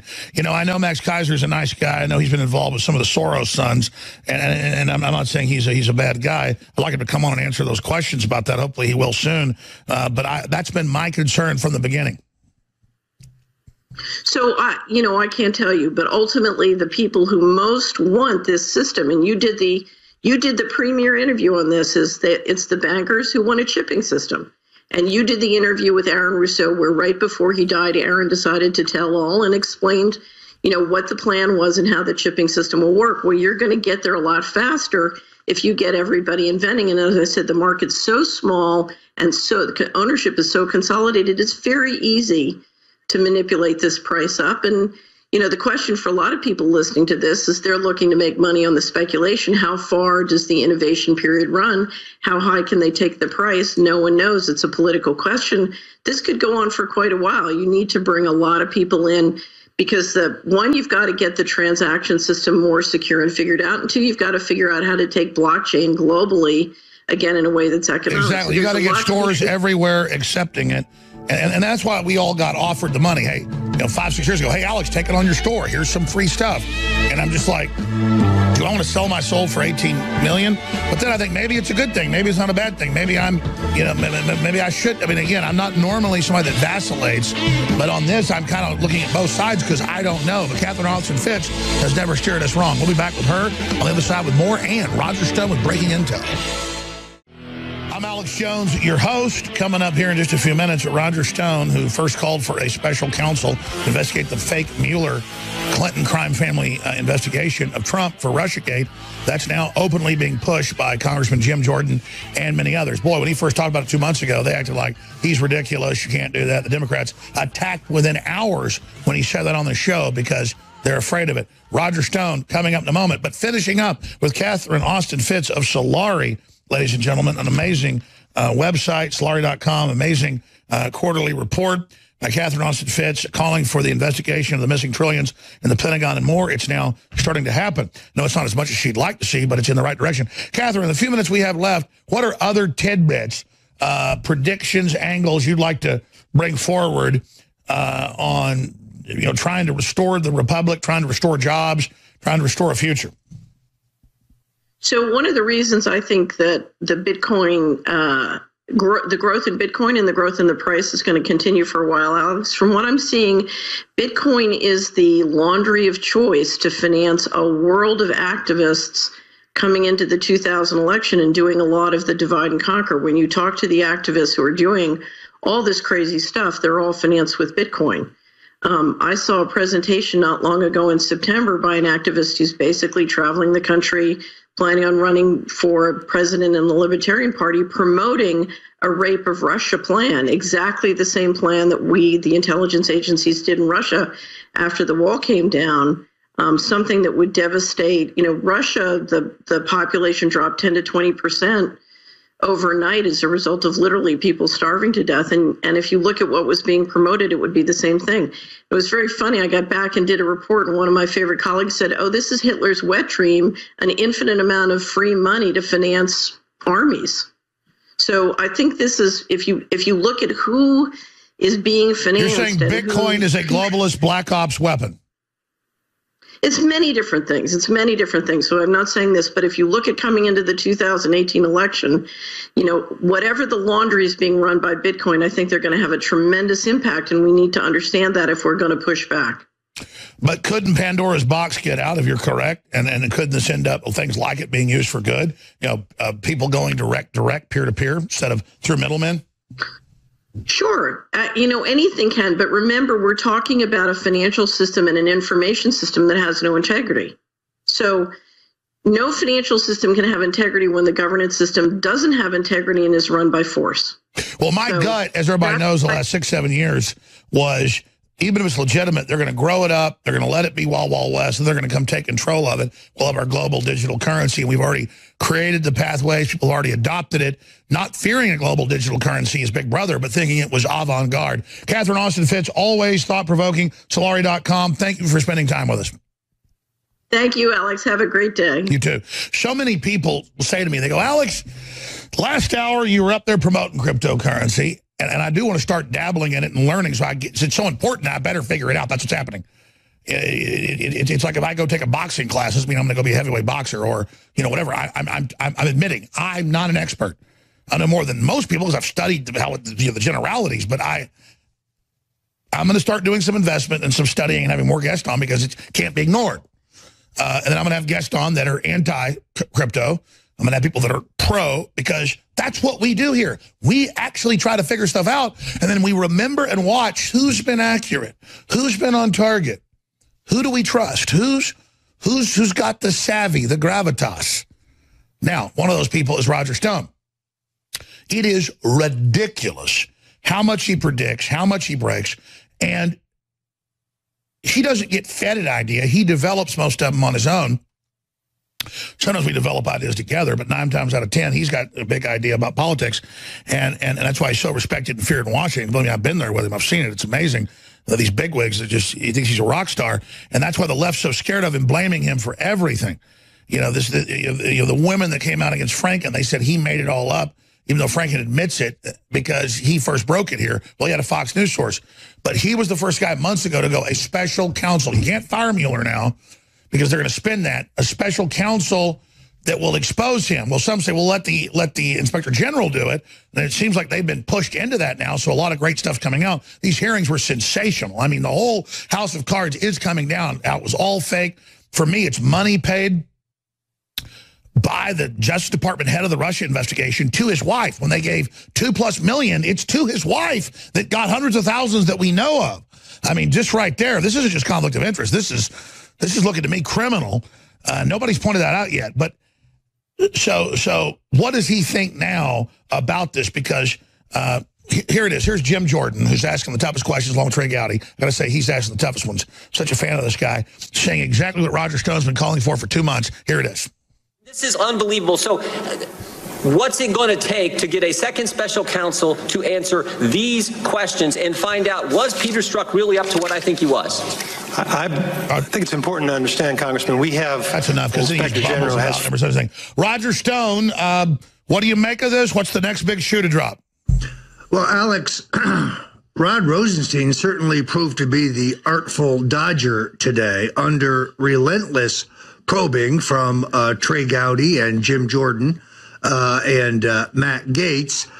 He dodged and weaved and kept referring every question to someone else. On the question of text messages from the Mueller staff, on the question of McCabe's refusal to respond and testify for the Congress, McCabe being the deputy FBI director, on the question of the contributions to various Democrats, Clinton, Obama, and so on, from members of the... And the very same Russiagate people are the ones covering up for Russiagate for the Clintons. I mean, this is a very tight group, really an inner conspiracy. It's so tiny that only like 7 people are running everything. So I think what happened today is the move for a special prosecutor to hone in on Uranium One, hone in on what Mueller and the Get Trump Brigade, which is really what his strike force is up to, and their various biases and evidence of political democratic activism really picked up speed today. I really have believed, as you do, that now, given the mainstream media position, the president can't just unilaterally fire Mueller. It would appear that he was firing him to obstruct justice. But he can put Mueller under investigation himself, in which case he could not continue to sustain his position. He must recuse, but won't they bring in a new little creature? Well, Well, it kind of depends. Since the focus of the new special prosecutor would have to be Rosenstein himself, given that he was the supervising U.S. attorney on Uranium One, I would argue that the public wouldn't stand for it. Rosenstein would have to recuse himself also, and the decision would go to the Solicitor General. But regardless, we're going to break. I mean, you know me, I won't sit there and put positive stuff out of it if it's not positive. I'm a killjoy, and you're like, hey, this is a victory.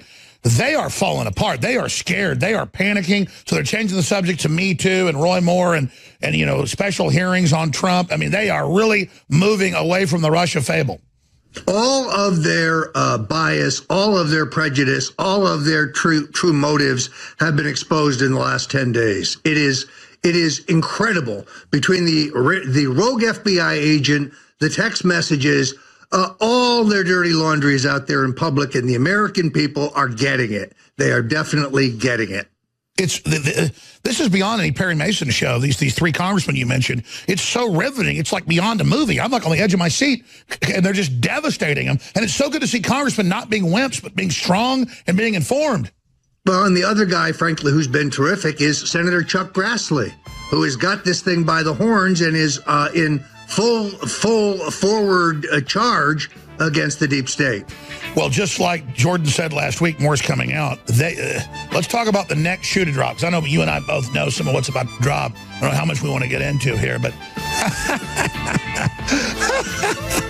just get ready, because if you want to fight, the globalists have got one. Stay with us.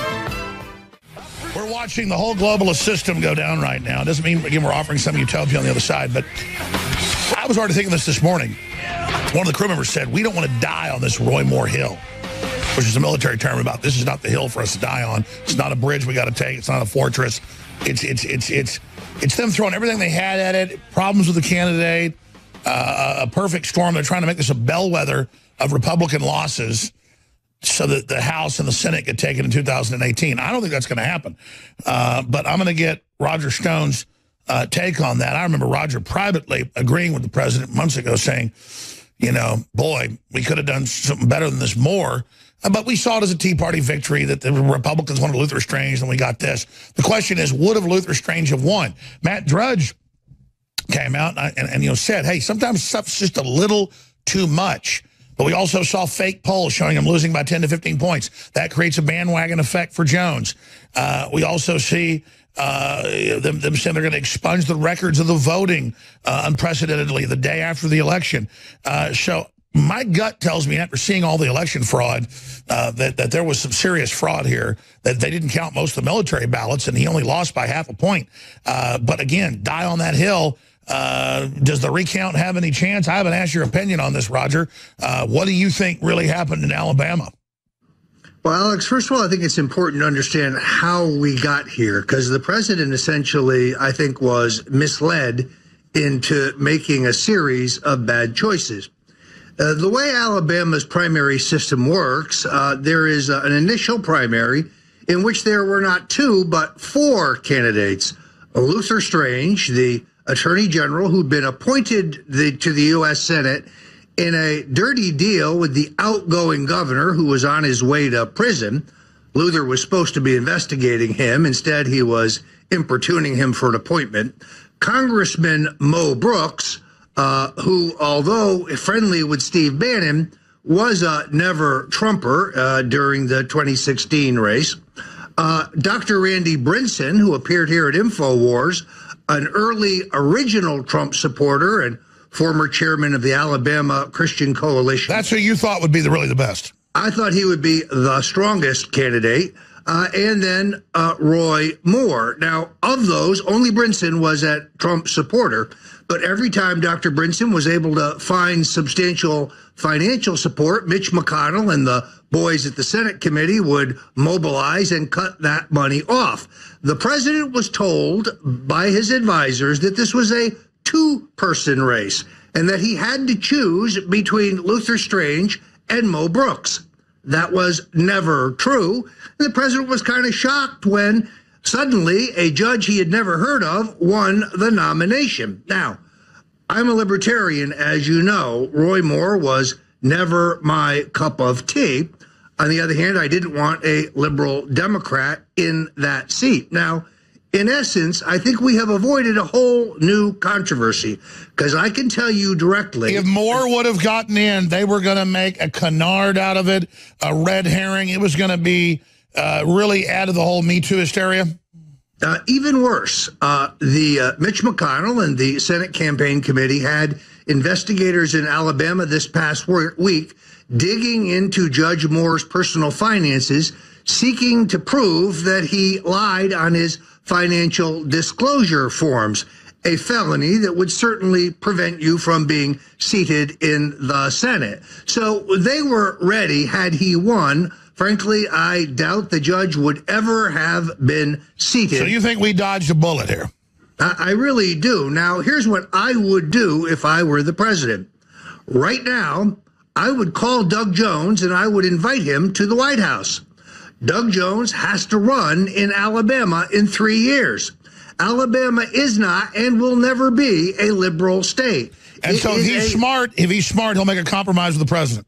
Well, it's a ruby red state. If Doug Jones wants to get reelected, then he's got to be a Democrat in the mold of Howell Heflin or Rick Shelby when he was a Democrat. They're not going to elect, or I should say re-elect, a liberal Democrat. Then how did one of the most ruby red states fall to the Democrats? Just all the money, the Moore, because Moore did kind of hide a lot once this stuff came out. That was a huge factor. You can't be invisible and be a candidate. Riding your horse is not going to get you votes. Moore was too extreme even for Alabama. Even his wife's comments at the rally the night before, oh, we're not anti-Semitic, one of our lawyers is a Jew. It was so expanding on that, Matt Drudge is right that you just can't push it this far. Well, look, you had Roy Moore saying that homosexual activity between consulting adults should be illegal. I'm sorry, I'm a libertarian. What consenting adults do behind closed doors is their business. No, I mean, I hear you. And too extreme, even for Alabama, too extreme. So Moore was too far out of the mainstream. He was a poor campaigner. He wasn't terribly articulate. And when attacked, he didn't punch back. He disappeared. That is a cardinal mistake, a cardinal rule. If you're gonna get attacked, you got to respond. We had him ready to come on this show, and they just wasn't off record discussion. They were just afraid I'd ask tough questions. And I said, yeah, I'm going to bring up how young girls as you date, because I think it's a little creepy.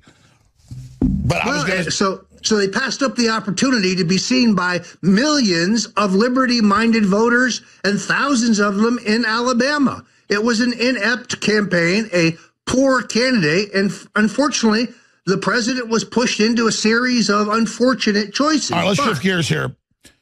What are they going to do? Where do you think the Russia investigation goes now that it's literally a point exposing the fraud, and it's unraveling by the day as new documents come out? They've been trying to hold them back. It's a deluge, a collapse level. Floodgates have been opened. What do they do now? We know it's Me Too. That's their go-to. But if Trump doesn't roll over, or the Republicans don't roll over to all this ridiculousness, it doesn't do anything. So where do they go in their hysterics? Because they're reaching new levels. But actually, I give you credit for this. The instant the Weinstein thing broke, you said on this show, they're going to recycle the phony charges against Trump now. You predicted it before anyone I know, and that's precisely what we see unfolding. But I can see the PR rollout. They did this on purpose. They couldn't cover this up anymore. His brother wanted to burn him. They've been spending, it was already coming down, so they decided to do it. It's clear rollout.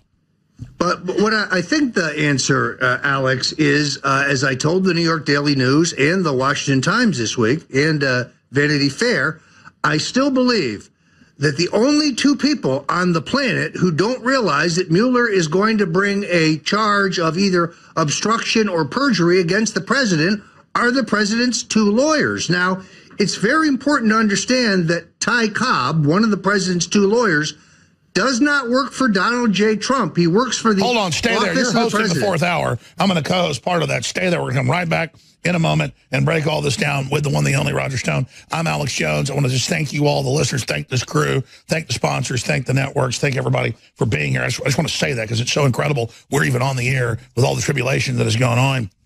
And I'm not complaining. It's what we asked for. But let me tell you, it's been quite a ride. Christmas week. We're calling it Christmas week. I want people to adopt it. The week before Christmas. It's about Christmas. So call it Christmas week. We have free shipping store-wide at InfoWarsStore.com. Free shipping. That hadn't been around in a few weeks. We brought it back. And close to 100 items now that are 50 to 67% off. And we're not selling stuff that's not selling at that. I want you to get products, in some cases at loss leader prices, so that they're so good, you'll want to come back and get them again. But let me tell you, we need funding. And it's, you know, it's been up and down this year compared to last year. I need to expand. I'm trying to hire more people. I'm trying to pay them decent to do our hard work. And my great reporter, people like Owen Schroyer and others, you know, I want to give them Christmas bonuses. So I know it's hard for you out there as well, but you get great products, water filters, seeds, books, videos, supplements. When you get them at InfoWarsStore.com, you know you're fighting the tip of the spear. You know you're getting the globalist faces, and you know you're having an amazing effect. So please do your Christmas shopping, or at least part of it, at InfoWarsStore.com. We've got the new Red Pill. We've got Alpha Power, which is just incredible. We've got Brain Force Plus. We've got DNA Force, 33% off. We've got so much available at InfoWarsStore.com, or you can call toll-free 888-253-3139. But whatever you do, understand, we don't whine like millennials or like SJWs. Oh, my God, we're under attack. But when it all comes out someday, what's been going on behind the scenes, nobody even knows about it here. And it's okay. People are going to be amazed. Because let me tell you, I live a James Bond movie every day. They want to shut this down, and the money you give us is coffin nails in their big, fat, ugly butts. Coming up at the start of the next segment, we're going to get to Al Green. He's back again with more impeachment pushes after it failed earlier this week. We're going to play that video coming up. Roger Stone's going to be hosting after that. I'm going to turn the baton over to him. But, Roger, I saw it as a big deal over the weekend on CBS's weekend show. They had the former head of the CIA, he was interim head, former deputy director, come out and say, we were wrong. We spied on the president-elect. We spied on the president. It was political. It was wrong. And he's been a Hillary supporter and a Democrat. So to have Michael Morrell do that, I see that as a real white flag, and that they realize they've been caught on this Russia thing. I don't want to over-celebrate that, and it could be a foil. You're smarter with your instincts when it comes to this, but, I mean, these guys don't usually come out and do this unless they know that they're rolling over and showing their little pink bellies. What do you say?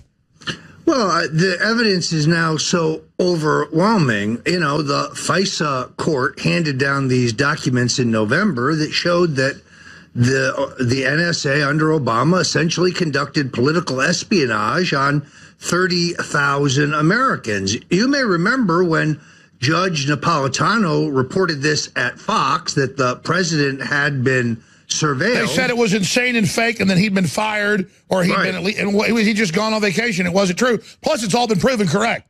Right. So when are they going to apologize to him? The answer, sadly, is never. He was right on the money. So I think it's abundantly clear they were spying on the president. They were spying on his son-in-law. They were spying on Paul Manafort. They were spying on the entire campaign apparatus. This is an egregious crime far worse than Watergate. It's a violation of the election, the voters, the trust, using all this thing against the people. I mean, yeah, this is serious felonies. It's a violation of the Fourth Amendment. Now let's compare that to what happened in Watergate, where some private contractors, as it were, failed to put bugs in the Democratic National Headquarters. Compare that to using the power of the state, the investigative might and capability of our taxpayer-financed surveillance agencies to conduct political espionage on the Republican presidential candidate post-convention. That is an outrageous crime.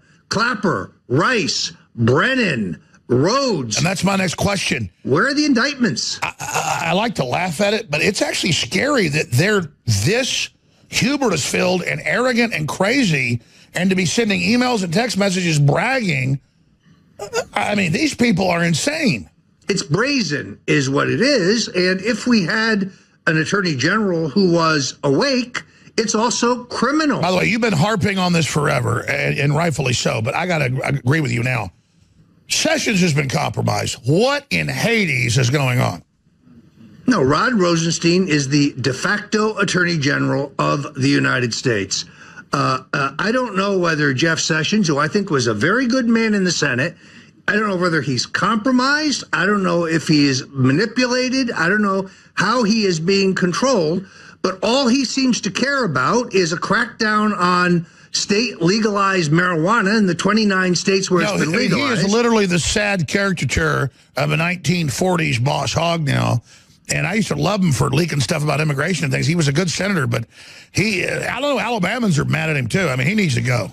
No, it's time to resign. Now, it was publicly reported that he had recused himself in Uranium One, and then Dr. Jerry Corsi dug into that and found out it was not true. Therefore, to be clear, Sessions could appoint the special prosecutor we need to dig into Mueller and Uranium One today. That's right. He recused himself on the fake Russia investigation, not Uranium One. Not Uranium One. We'll be right back, ladies and gentlemen. I don't want to be a big boy. I don't want to risk my life. But you know what? I'm not one of these cowardly souls that rolls over to tyrants. And I'm here to make war on them. And we've proven that liner's from 15 years ago, at least. So that's like 19 years old.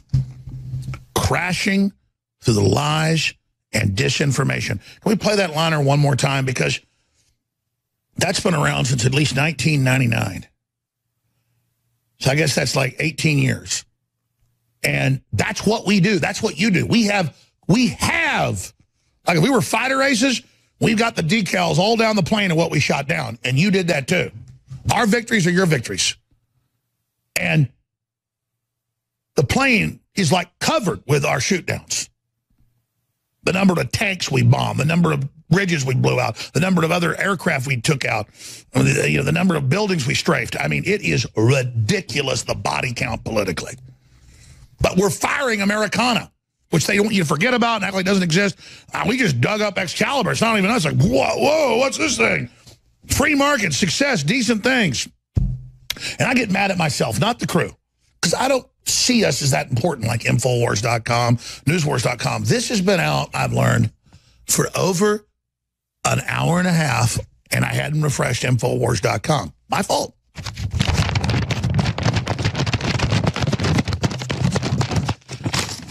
When I plagiarize. That's a Rush Limbaugh thing. Roger Stone's about to join us. This article, high-level FBI agents, this is in the new emails, more coming out. They're doling them out, hoping we don't see all this, because they threatened contempt of Congress. High-level FBI agents discussed insurance policy in case Trump won the election. They said, we can't take the risk. This is Strokes or however you say it. I want to believe the path you threw out for consideration in Andy's office. The apparent reference to FBI Director Andrew McCabe. Good God, they've got running stuff. This is a literal operative, like Stone said weeks ago, that there is no way he gets elected, but I'm afraid we can't take that risk. It's like an insurance policy in the unlikely event you die before 40. Page goes on to appear to respond according. So they made up the whole dossier, paid the wife of the Justice Department official to make it up in Threat GPS, and it's all out, or Fusion GPS. It's all out, and the new emails just came out. God, it's every hour. This is unbelievable. This is open and shut in front of a jury. Conspiracy to commit fraud, conspiracy to get false indictments, official oppression, conspiracy to defraud taxpayers for fake money, for fake dossiers.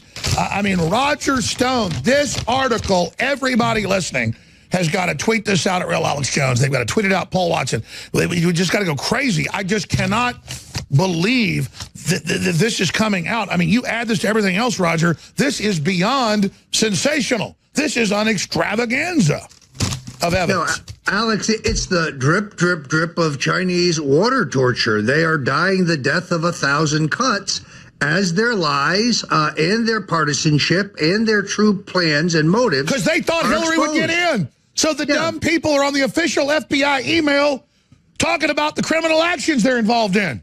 Right, because they were confident they'd be able to cover it all up the way they covered up the Clintons' crimes in the 80s. So the headline is FBI agents caught attempting to frame Trump. I mean... Well, and notice the Andrew McCabe, who is referenced in that story, is the same gentleman who is stonewalling the House Intelligence Committee, stonewalling Chairman Nunes. Who represented that McCabe would be fair and balanced? Because when Trump finds out, he's going to go ape. I mean, we now have McCabe is like quarterbacking the whole operation. So they get rid of one group and a whole, not like shark teeth, another larcenous group comes in. But the other question is, who advised the president to keep Mr. McCabe in his job? See, I believe that Comey should have been discharged literally the second Trump took his hand off the Bible. He should have turned to Comey and said, "You're fired."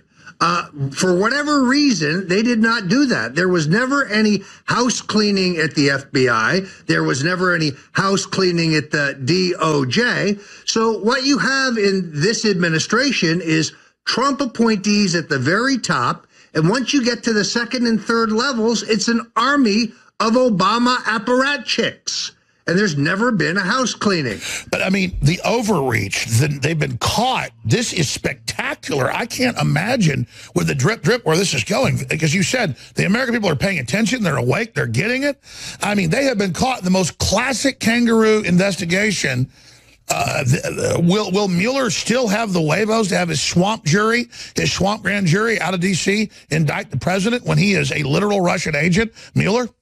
Well, an incredible story also, Alex, on Politico, which the Justice Department refuses to disclose the contents of a waiver that was given to Mr. Mueller so that he could assume this very job as special counsel. This is a waiver that presumably pertains to his conflicts at Wilmer Hale, the law firm that he left to take this appointed position. Which is up to its eyeballs in shady Russian deals.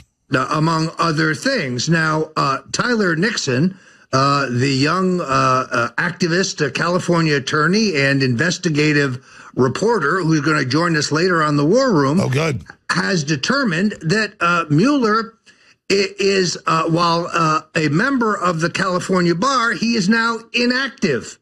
Why? Well, inactive members cannot be charged with ethical lapses, cannot be brought up Let's expand. on bar charges. Nixon is what, the grandson of Richard Milhouse Nixon? He is, I guess, great nephew of the former president. He's a bulldog as an investigator and a reporter and an attorney, and he's been digging into Mueller's bar status. You see, when you're on inactive status, you can't be disciplined by the bar. Remember, after the Enron investigation, there were dozens of complaints against Andrew Weissman for his conduct in violation of the bar ethics. So they don't want to repeat that again. They go to inactive status to put themselves above the laws, or I should say the rules, for attorneys. I don't think they survived this, and I don't, we know they were going to launch the Me Too stuff next year. I don't think they survived this. I don't want to celebrate victory yet. I just think we just gained, it was a boxing match, we just gained the upper hand here. I mean, this is really good news. Well, and we have done more than our share at INFOWARS of breaking the key parts of this story. We were the first ones who told you that the Wall Street hedge fund billionaire Paul Singer had financed the dirty dossier before it was tossed over to the Clinton campaign, and then the financing was picked up by the Justice Department, in essence, the FBI. But at the same time, kudos have to go to Tucker Carlson, Sean Hannity, and Judge Jeanine Pirro, who have been stellar in helping us break this story for the American people. And they've been trying to boycott them. They've been trying to shut them down for that. But we have to give credit where it's due. Even though you've been banned on Fox, and I've been banned on there for at least 5 years, we will give credit because we're not in competition with any of those people. And they've all been called Russian agents too, just like we have.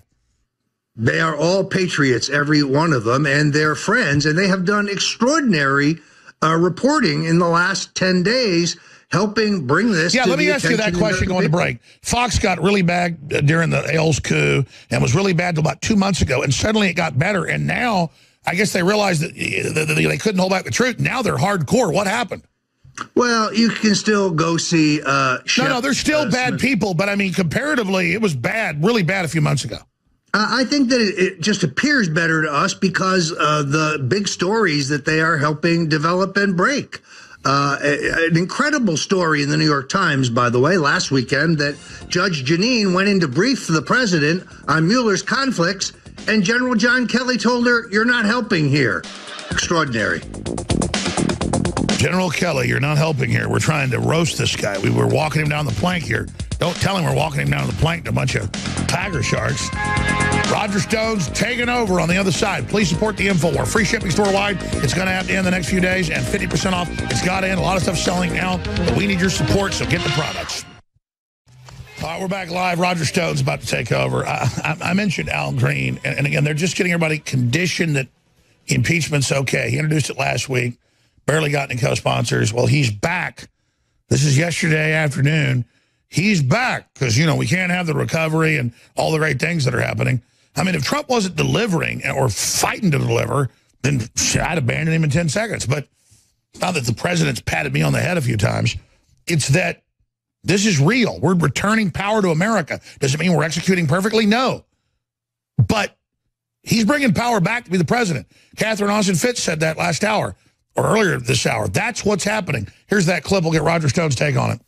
There will be another vote to impeach this president. And he just wants to say he's behind it when it happens. Vote because I will not stand by and watch this country, the country I love, be brought into shame and disrepute because of a person who is unfit to hold the office of president.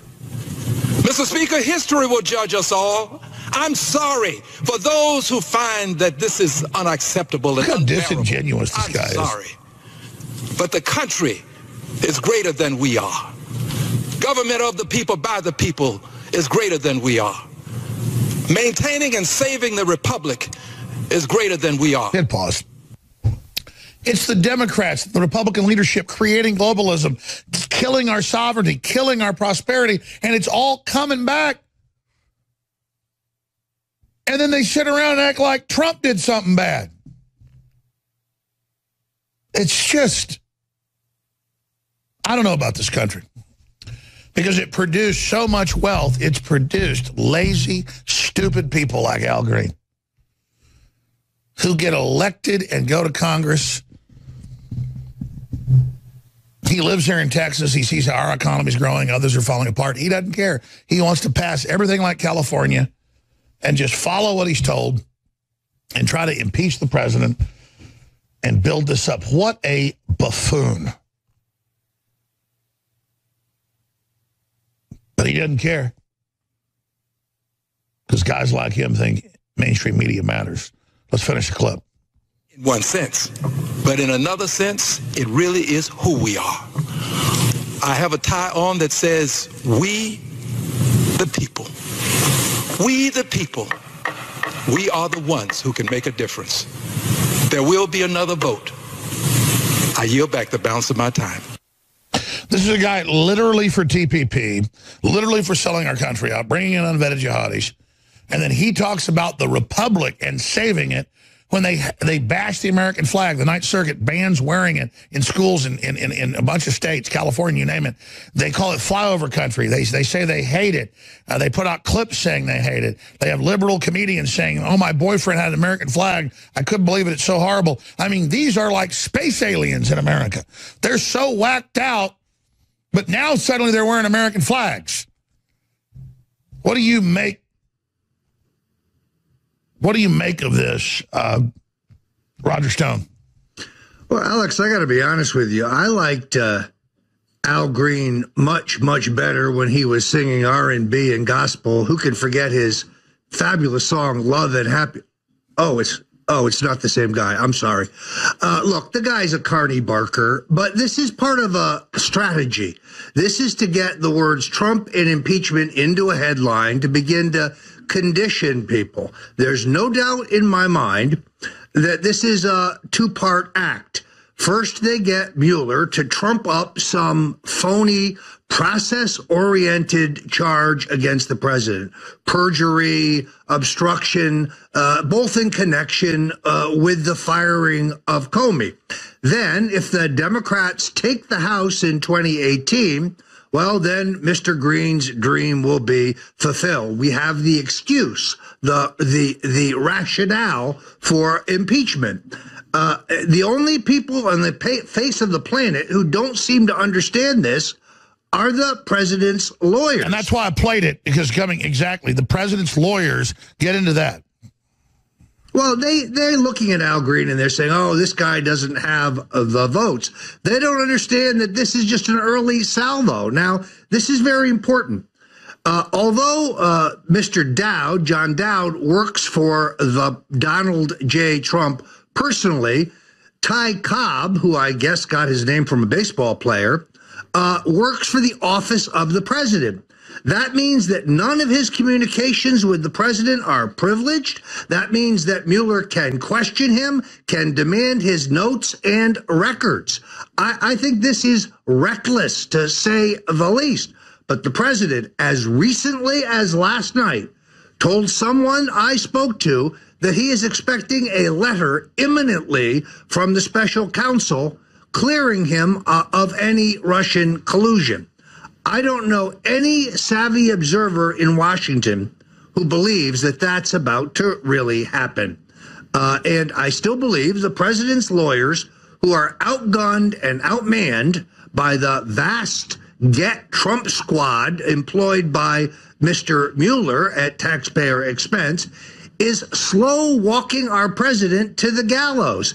They just completely misunderstand the level of enmity that the two-party duopoly and the ruling elites, the Clintons and the Bushes et al., have for Donald Trump and the miracle that he pulled off in last year's election. They want to negate the results of the last presidential election. They want to achieve through a coup what they could not achieve at the ballot box: remove Donald Trump. Continue, Roger Stone.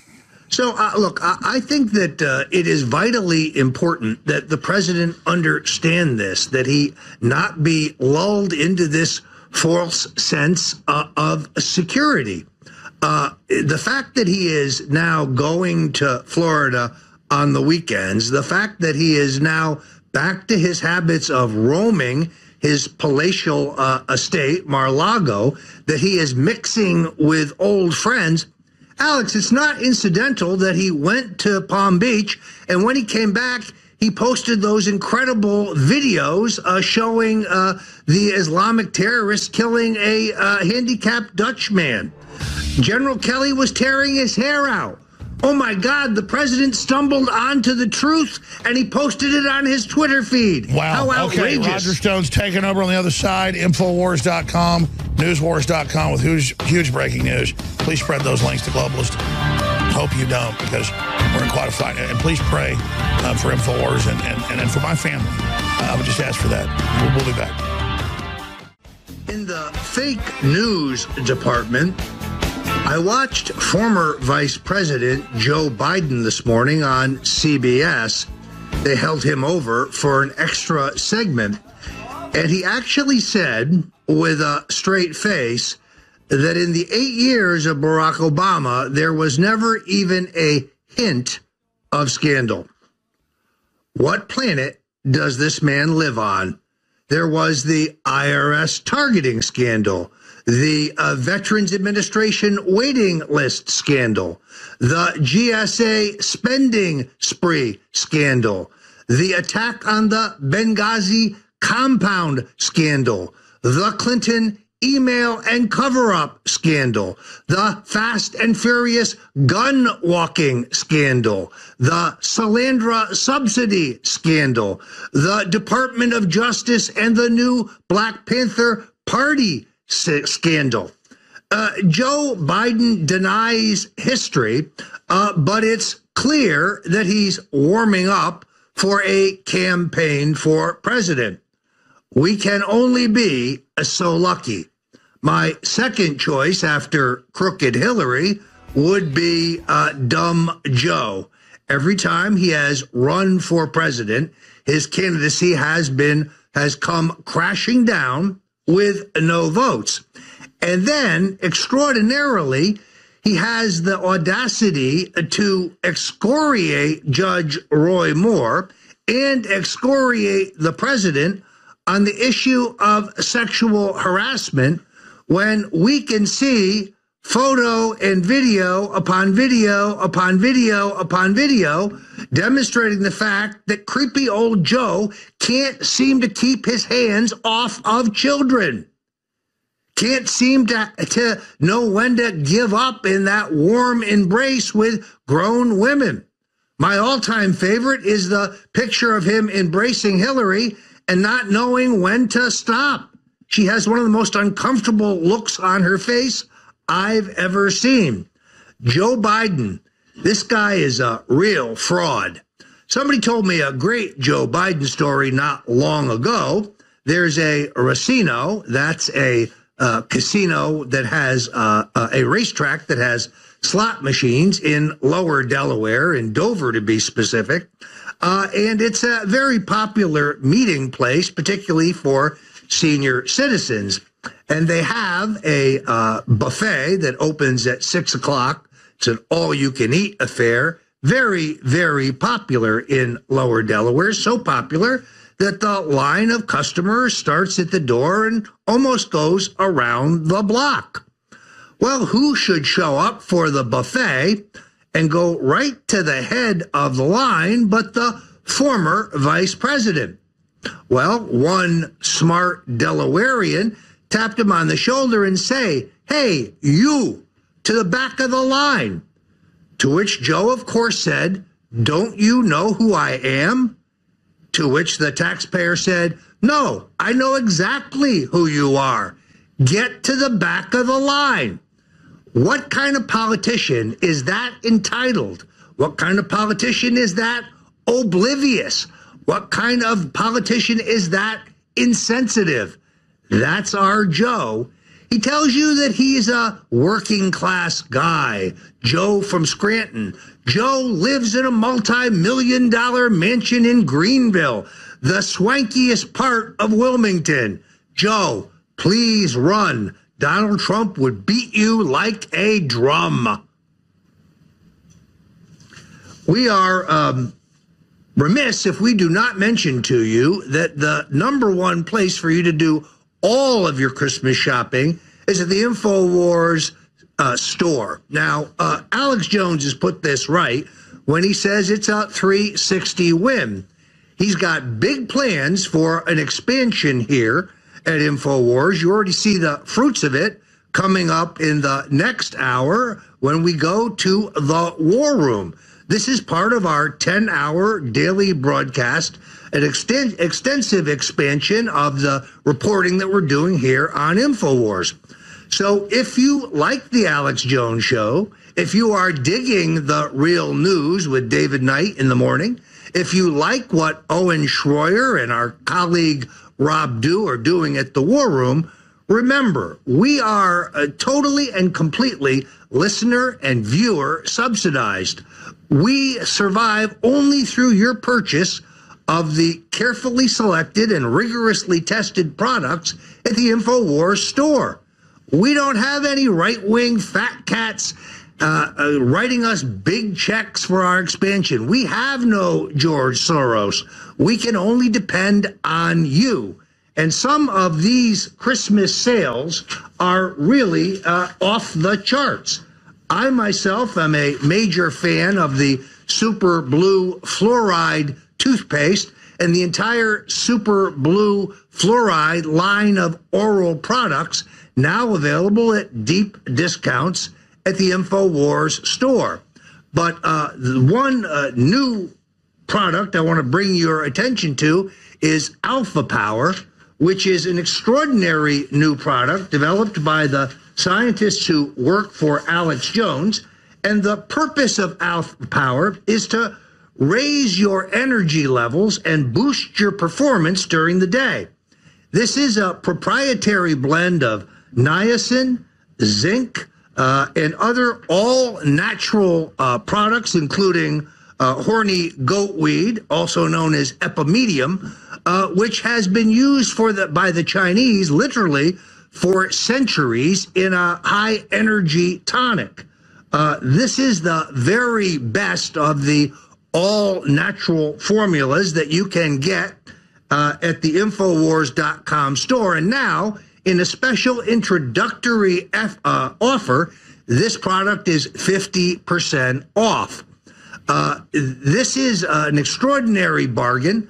I don't really know how Alex Jones does it. He slashes these prices, but as he said earlier, they're loss leaders. Once you are introduced to a product like Brain Force Plus, for example, and you realize the kind of mental clarity and mental energy it brings you, we're confident you're going to come back. In fact, I urge you to go to the auto ship function.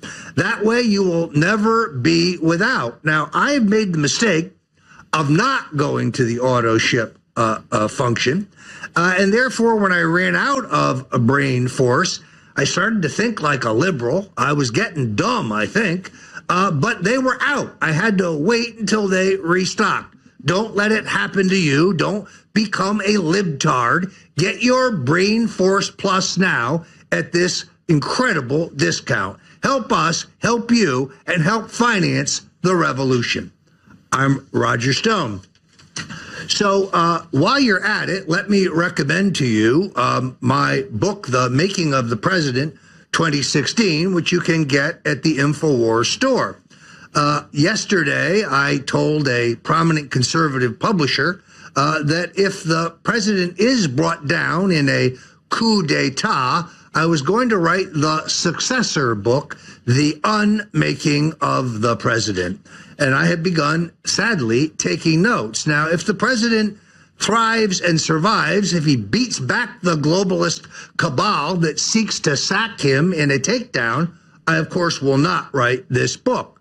But right now, I've begun taking notes because the president's lawyers are walking him towards the gallows. And fortunately, we at INFOWARS are the clarion call. We are the ones seeking to alert the American people. You see, the Trump revolution awakened many. And if they take the president down, these people will not go back to sleep. I'm Roger Stone, and you're at INFOWARS. Welcome back. You're on the Alex Jones Show. It's your host, Roger Stone, sitting in for Alex Jones. Well, finally, at long last, Omarosa, the woman who was fired 3 separate times on the Apprentice reality TV show, has resigned from the Trump administration. We reported to you back in February how Omarosa helped facilitate the sending of a delegation from the White House to the inauguration of the new government in Haiti, which was essentially the old government with a different frontman. These are the same people who participated in the rape of Haiti in the wake of the earthquake. This is an issue that President Trump himself raised during the campaign. You see, Bill Clinton got himself appointed UN Special Ambassador to oversee the aid to Haiti in the wake of that horrific natural disaster. And the Clintons and the Clinton crime family boosted literally millions of dollars from the Haitian people. Hillary controlled the federal dollars, Bill controlled the international dollars, and the bids for housing, roads, hospitals, and other relief efforts were put out to the Clintons' cronies. The people were raped. But instead, Omarosa, who knew that they had stolen 2 elections, was working with the Haiti Support Project and the shady Democratic operative Ron Daniels. So this finally came to naught when Omarosa formally asked whether she could hold her wedding in the Rose Garden. She was denied that because, by tradition, only the presidential families who were married during the family's time in the White House can hold such a ceremony. For example, President Nixon's daughter, Tricia Nixon, married Ed Cox in such a ceremony. When she was denied, didn't seem to stop Omarosa. White House guards were astounded when her entire wedding party showed up unannounced at the White House and began to party down in the Rose Garden. It was only a matter of time before General John Kelly bagged Omarosa, and now she is gone, physically dragged and escorted off the White House grounds on the orders of General John Kelly. Good riddance. All Omarosa did was enable the continued rape of the Haitian people by the same gang of criminals who raped them under Bill and Hillary Clinton. We are still, pardon me, trying to ascertain the damage done by yesterday's Alabama election. The pundits, of course, have immediately tried to project that this is a coming indicator for the 2018 off-year elections. I can tell you, after 40 years in American politics, one special election does not a cycle make. And in politics, a day is a lifetime. Look at the way that the veneer, for example, of the once respected and vaunted FBI and the Justice Department is being stripped away day by day as Robert Mueller and his Confederates are exposed as the partisan hit team that they are. We have the incredible activities of Mr. Strzok. Now, how ironic that the FBI agent who General Mike Flynn is accused of lying to is the same FBI agent who interviewed Cheryl Mills and the top Obama staff, including Huma Abedin, and who gave both of them immunity in the email scandal. How ironic that Mr. Strzok is the same FBI agent who provided the wording for Mr. Comey's final assessment of the Hillary email scandal, claiming that she was careless rather than negligent, thus avoiding a criminal charge. Seems that there are different standards for these Justice Department crusaders under Obama looking into Hillary and now looking into Donald Trump. So it is a mistake to assume that the defeat of Roy Moore is a stunning a portend of the elections to come. Maybe, maybe not. A strong and vibrant economy is the real key to the Republicans holding both houses of Congress. But there is, without any question, subterfuge and an effort to undermine our president. I learned this week that Speaker Paul Ryan was aware as early as September of last year that the Awan brothers, the two Pakistani IT consultants brought into the House of Representatives by Deborah Wasserman Schultz, the former Democratic National Committee chairwoman and congresswoman who got caught red-handed rigging the Democratic nomination process for Bernie Sanders. But Ryan was aware that the Awan brothers had stolen almost $16 million in a cybercrime. He also was aware that the Iran brothers had tapped into the email of 45 members of Congress. And it can only be presumed that the fact that no Democrat has been willing to step forward to testify against them, that these emails were being used for the purpose of blackmail. Now, if Paul Ryan had made this known to the American people prior to the election, it would have helped Donald Trump and hurt the Democrats. So what reason is there for the Speaker delaying the public's knowledge of this burgeoning scandal until after the election? You can email us right here at InfoWars, or you can hit me at stone@stonezone.com, Mr. Speaker. I'd really like to hear your answer to that question. In the meantime, I want to take one more opportunity to remind you that the best place to do all of your Christmas shopping and to take care of the freedom-oriented patriots in your family is at the InfoWars store.